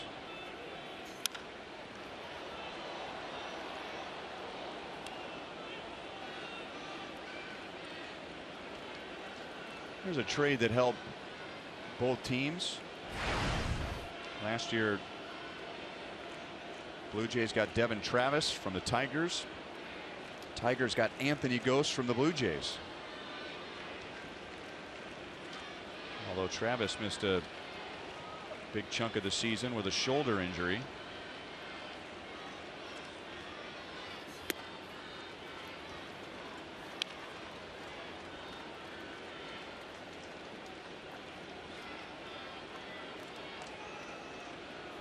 That was a rare four-seam fastball that we've seen from Luke Hochevar. Haven't seen a lot of that from him. He throws that cut fastball so much nowadays. I thought that was a cutter. It was 93. Looked like the same pitch there again too. Stayed with it. Only 90. We say only 93, but didn't have that late cutting action.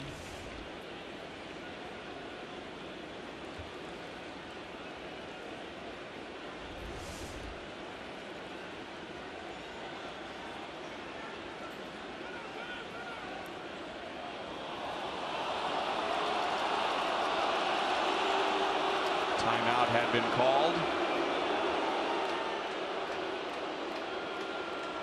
Was it by Alfonso Marquez? I didn't see the home plate umpire Chris Guccione throw his arms in the air. Yeah, or hitter or catcher, so it's somebody over there at first base. Yeah, I didn't see anybody either, so I was maybe thinking Hoach may have gotten away with one.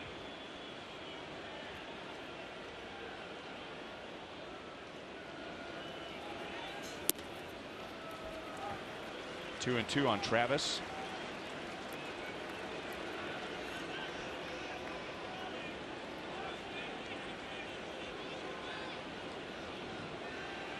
Devin Travis was born with a shoulder that didn't fuse naturally and had to have surgery to repair that last year.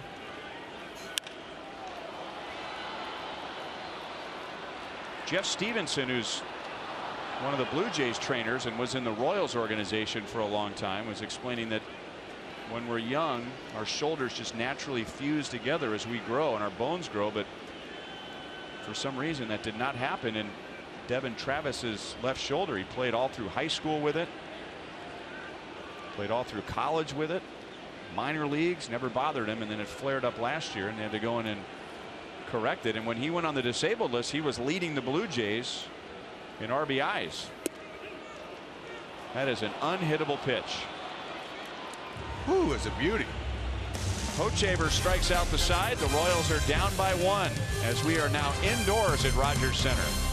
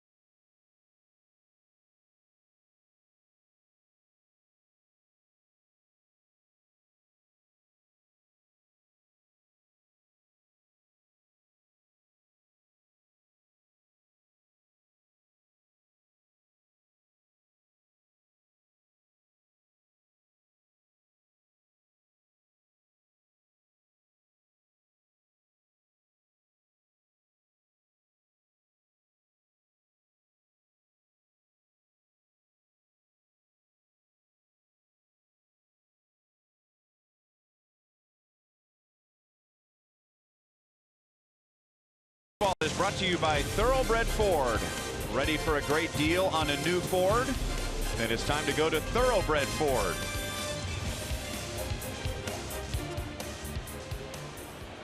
Royals down by 1 coming up in the 8th inning. Paulo Orlando, Brett Eibner, and Alcides Escobar. We began with an outdoor game. We will finish with an indoor game.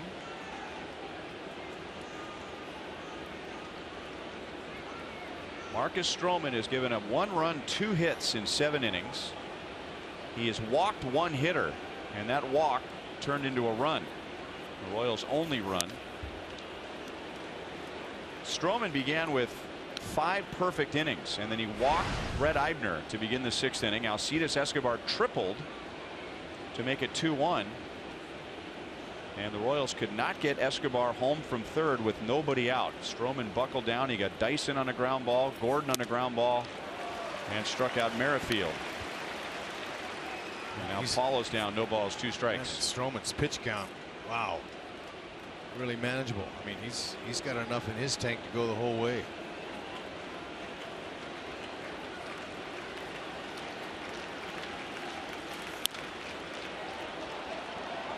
Still 0-2. Well, I'm looking at my scorecard here and looking at hard hit balls. I've got 2. Paulo lining to center field in the 5th inning, and Escobar's triple. Maybe Dyson's ground ball to first in the 6th inning. 1 ball, 2 strikes. And he hit one back to the pitcher. Dyson did his first at bat. Stroman made a nice catch. So not much. Beginning of the season, he was supposed to be their ace. Yeah, and he threw the ball well for the first part of the season, and he really hit the skids. I was talking with Jays analyst Pat Tabler yesterday about him, and he just said that he was almost going out there and feeling embarrassed when he pitched, so he had to make some adjustments, and sure enough, now we're seeing the benefits of those adjustments that he's made. Yeah, just pounding the strike zone. Haven't seen too many big curveballs from him, but he's been throwing cutters, sliders, and changeups along with the fastball.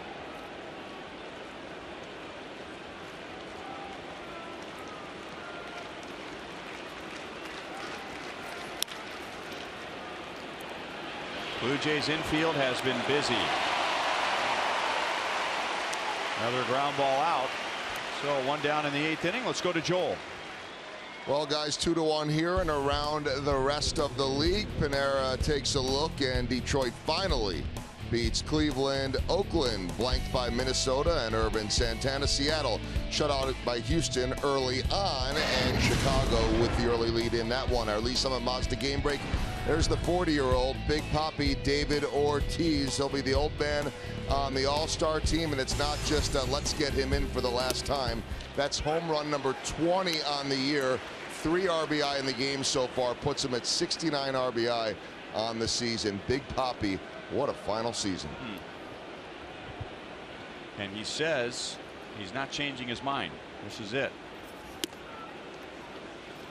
And if he continues this pace, there's going to be a great discussion about the best final seasons in a big league career.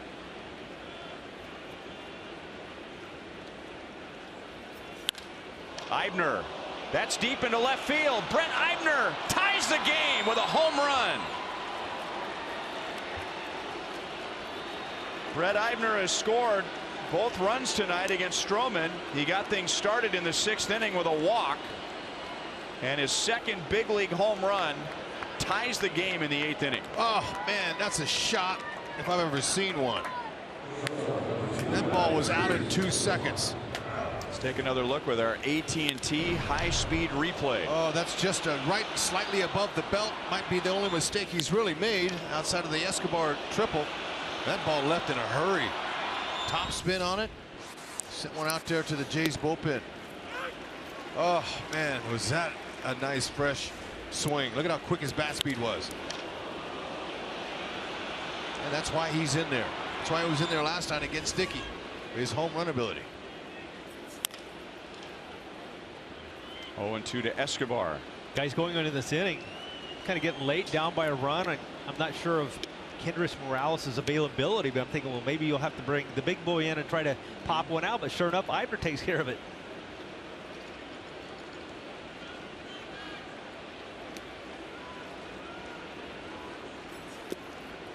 One ball, 2 strikes. Well, Eibner has spent this entire trip coming off the bench, getting one at bat here and there as a pinch hitter against setup men and closers. So he gets a start, and after striking out, he gets a big walk and then a home run in his 3 plate appearances. Another ground ball to Devin Travis. 2 outs. That is 13 ground ball outs versus no fly ball outs for Stroman tonight.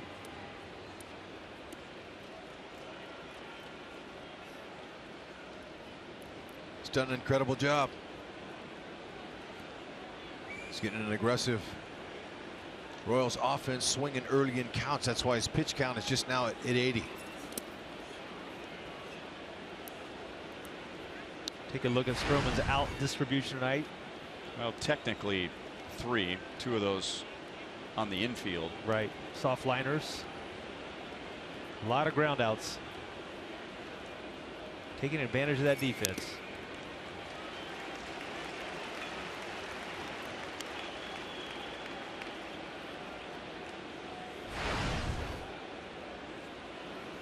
Dyson hit a soft liner back to Stroman in the 3rd inning and then grounded out to first in the 6th. That was with the infield in and Escobar at 3rd base and nobody out.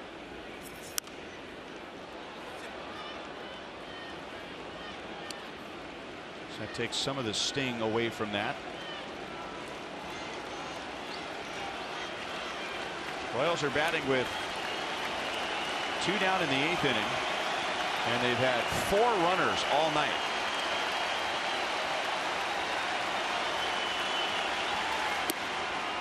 Inside, 2 balls, 2 strikes. And technically they've had 3 runners because Eibner circled the bases. He never was on base.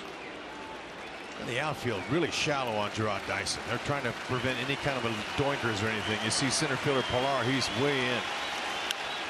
Oh, just foul.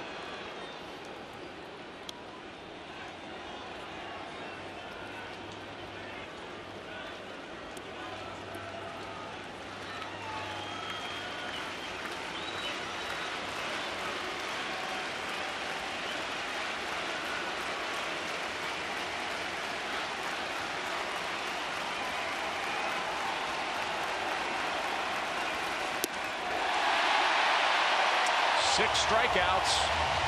Very impressive for Marcus Stroman. However, Brett Eidner with 1 out in the 8th inning ties it with a line drive home run to left field.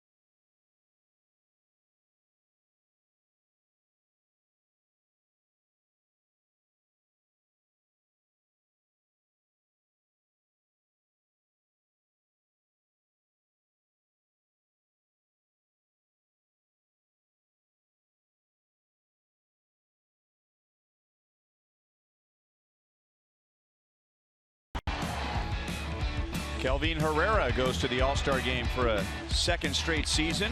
He was a manager's pick and very deserving. And he might be picking up some saves here in the near future with Wade Davis on the disabled list. His job tonight is to hold the Blue Jays at 2. Ed Yost said he would mix and match. He didn't want to come up with any set roles with Davis on the DL. But here you have the dangerous hitters coming up for the Blue Jays here in the bottom of the 8th inning in a tie. Top of the order, Carrera, Donaldson, Encarnacion if anybody gets on Saunders. And I think you want your best guy out there with the best hitters coming up. That's right. Your best available guy. And he's all-star worthy. Opponents, they're not hitting anything off of Herrera. Just a 187 average.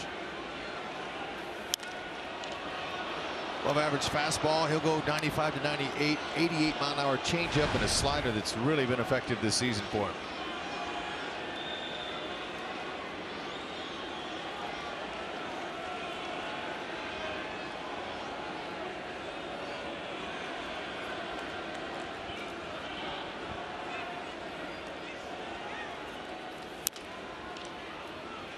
One and two.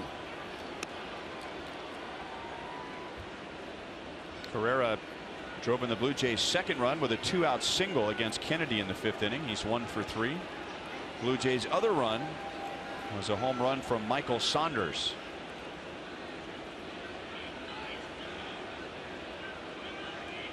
This is Herrera's first appearance in this series. Slider struck him out looking. 14 strikeouts for Royals pitchers tonight.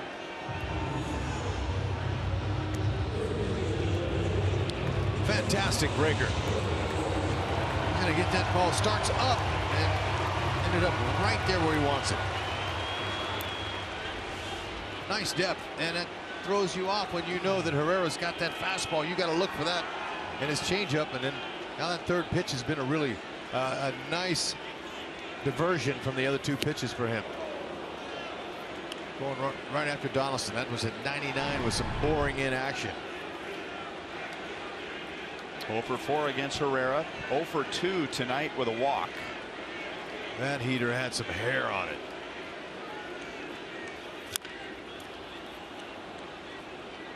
Out in front of a slider. 0-2. Got him off balance.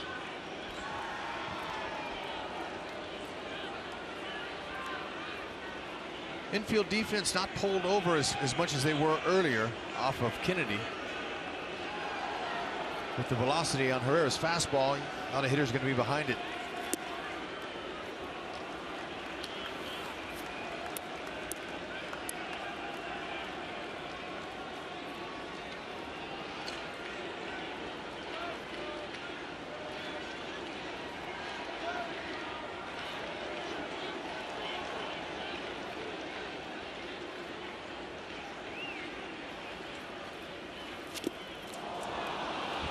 Three straight sliders to put away Donaldson. 2 down in the 8th inning. Oh man, Donaldson, he was hacking, but Herrera makes it tough when you're looking for that heater and you're geared up for it, and then he pulls that string on that newly developed slider. He's been working on it for a couple of seasons, but this year he's really brought it in consistently. And if you're any manager for the All-Star team and you got a lead late, you want this guy to be in one of those guys at the back end. Inside with that slider. Royals pitchers have struck out 15 Blue Jays hitters tonight. That's the most strikeouts for the Royals pitching staff in a 9-inning game this year.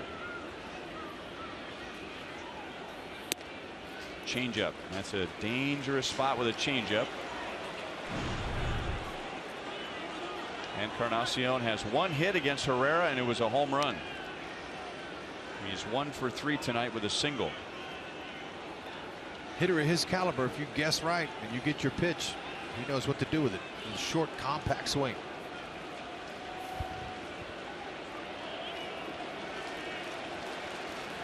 Slightly open stance. Allows him to clear his hips, get the hips open by starting that way.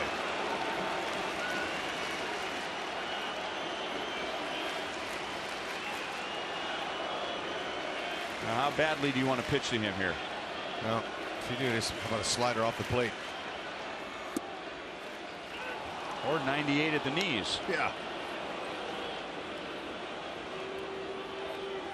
Saunders is on deck. He homered in the 4th inning and has 16 this year.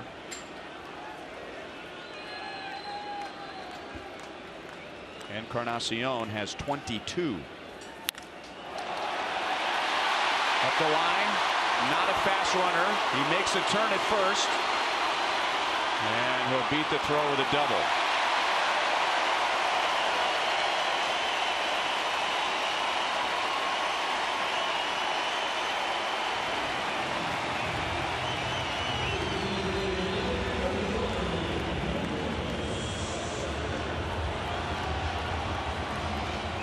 That's the one thing, you know, when you're a hitter looking for a fastball and he throws you the slider, you can see it's sometimes a speed the hitter's bat up, and that's exactly what he did. He stayed on it. You could tell it stung that top hand, but he was able to put enough on it to get that double. It's 22nd.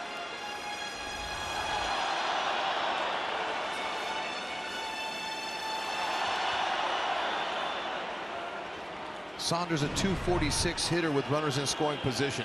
Hasn't had any success off Herrera.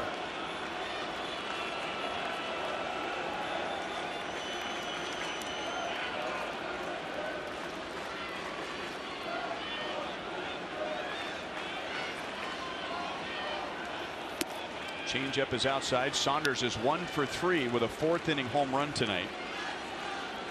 That's Roberto Osuna in the Blue Jays bullpen. The Royals have the top of the order in the 9th inning.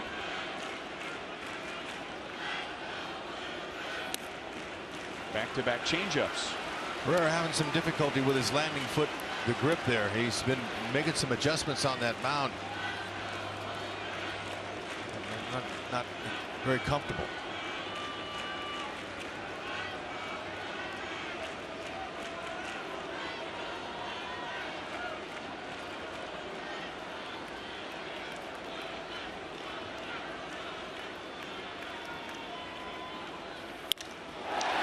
Into center field. Dyson gets a big hop.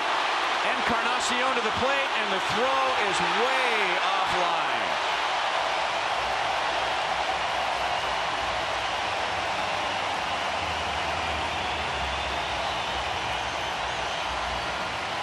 The Blue Jays, with 2 outs and nobody on base, get a double and a single and regain the lead. And it's 2-0. He worked a good count, and he got him a fastball that was out over the plate. Drop gets it on a hop, had a perfect ball to throw on him, and just missed way off the mark. Well, Saunders doing all he can do right now to get that final vote for the All-Star game, especially since his teammates and everybody was pulling for him before the game, wearing T-shirts and everything, and like Dyson would like to have that throwback.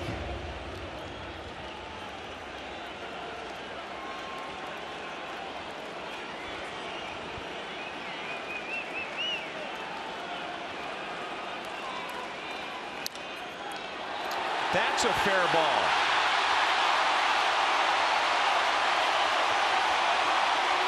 And Russell Martin goes diving into second base with an RBI double.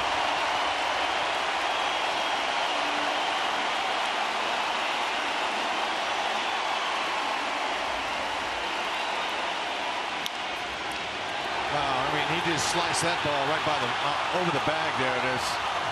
Herrera just having some issues with the mound for some reason. I don't know if it's.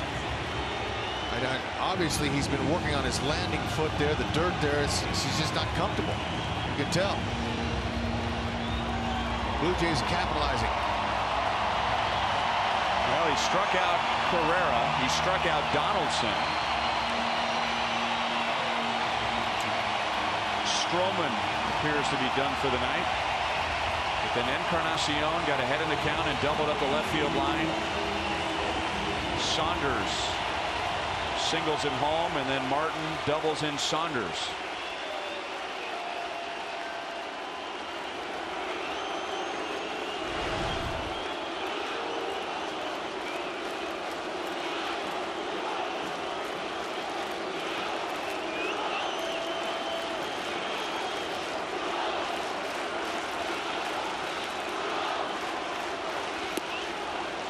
Back to the slider, cut on and missed.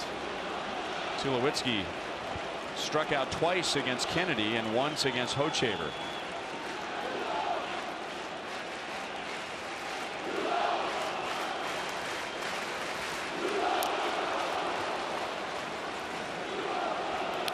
He's trying to give Tulo the golden sombrero. He's punched out 3 times already.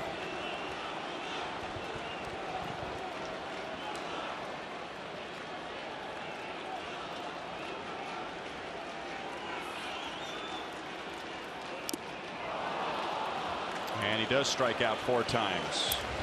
Herrera strikes out the side, but Blue Jays get 3 consecutive 2-out hits and lead by 2 to the 9th inning.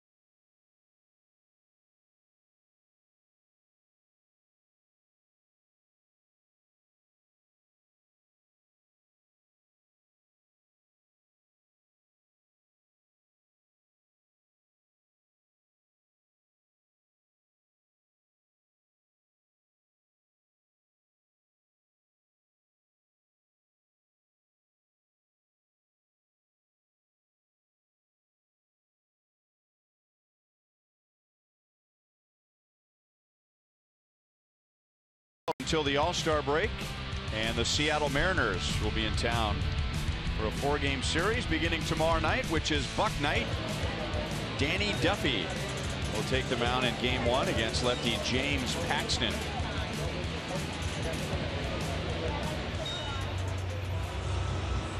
Tomorrow night, Friday night, Saturday late afternoon, and then Sunday early afternoon to wrap up the first half. Justin Smoke takes over at first base for Edwin Encarnacion.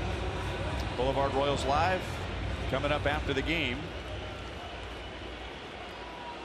Here's Roberto Osuna. 16 out of 18 in save opportunities. And he'll get Gordon, Merrifield, and Hosmer. He's got a big arm, no doubt about it. His mid-90s fastball, slider, and a changeup. 6'2", 230.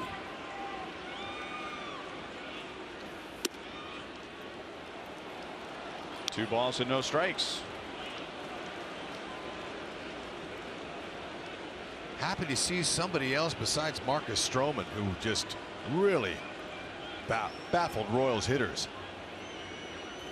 You got Alex to ground out to second base 3 times. Well, as you remember, the Royals had so many late inning rallies in the postseason, and the Blue Jays haven't forgotten that. 2 balls, 2 strikes.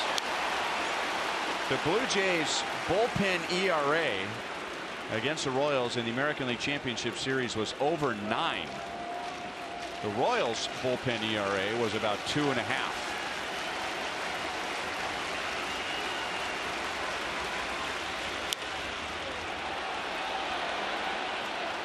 Donaldson near the line. 1 down in the 9th inning. Remember, if you can't watch the games on TV, you can now stream games live on your mobile device. Just go to your app store and download the free Fox Sports Go app.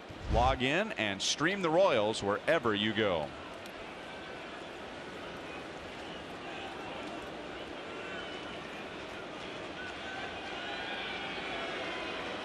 One down to Whit Merrifield. Royals have some hitters that need to break out of some slumps. Whit is 0 for 3 tonight and 0 for his last 13.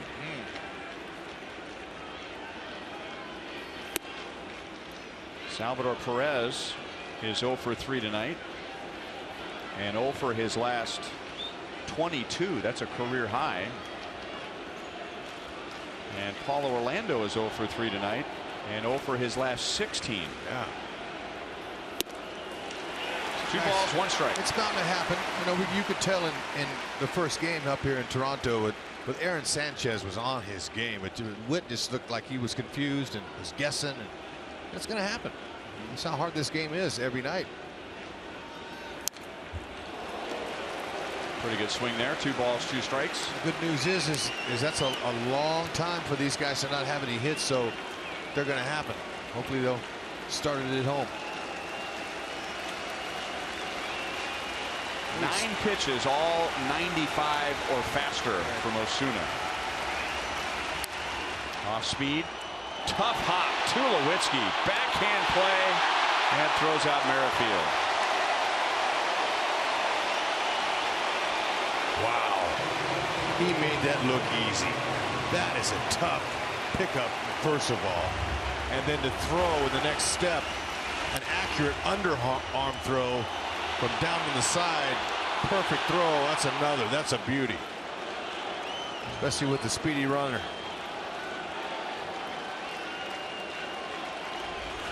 So he did Merrifield a favor by throwing him a breaking ball. He almost. Royals are still breathing. Eric Hosmer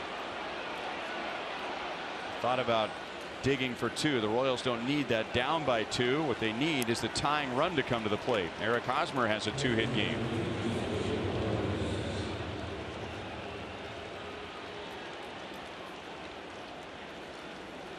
And now a man who is due. Salvador Perez, 0 for 3. 0 for his last 22. First time in his career He's had a stretch where he's been 0 for 22. Let's look for the fastball. Stay short. Throw it again. Slider.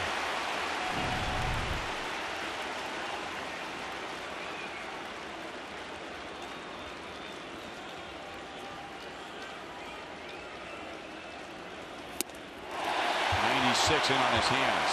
Yeah. Nasty. Tough spot.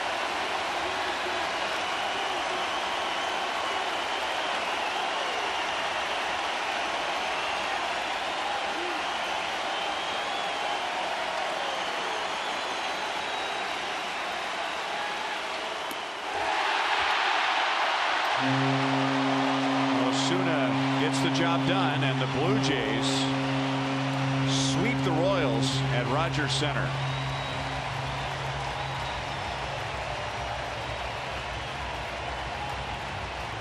Ouch.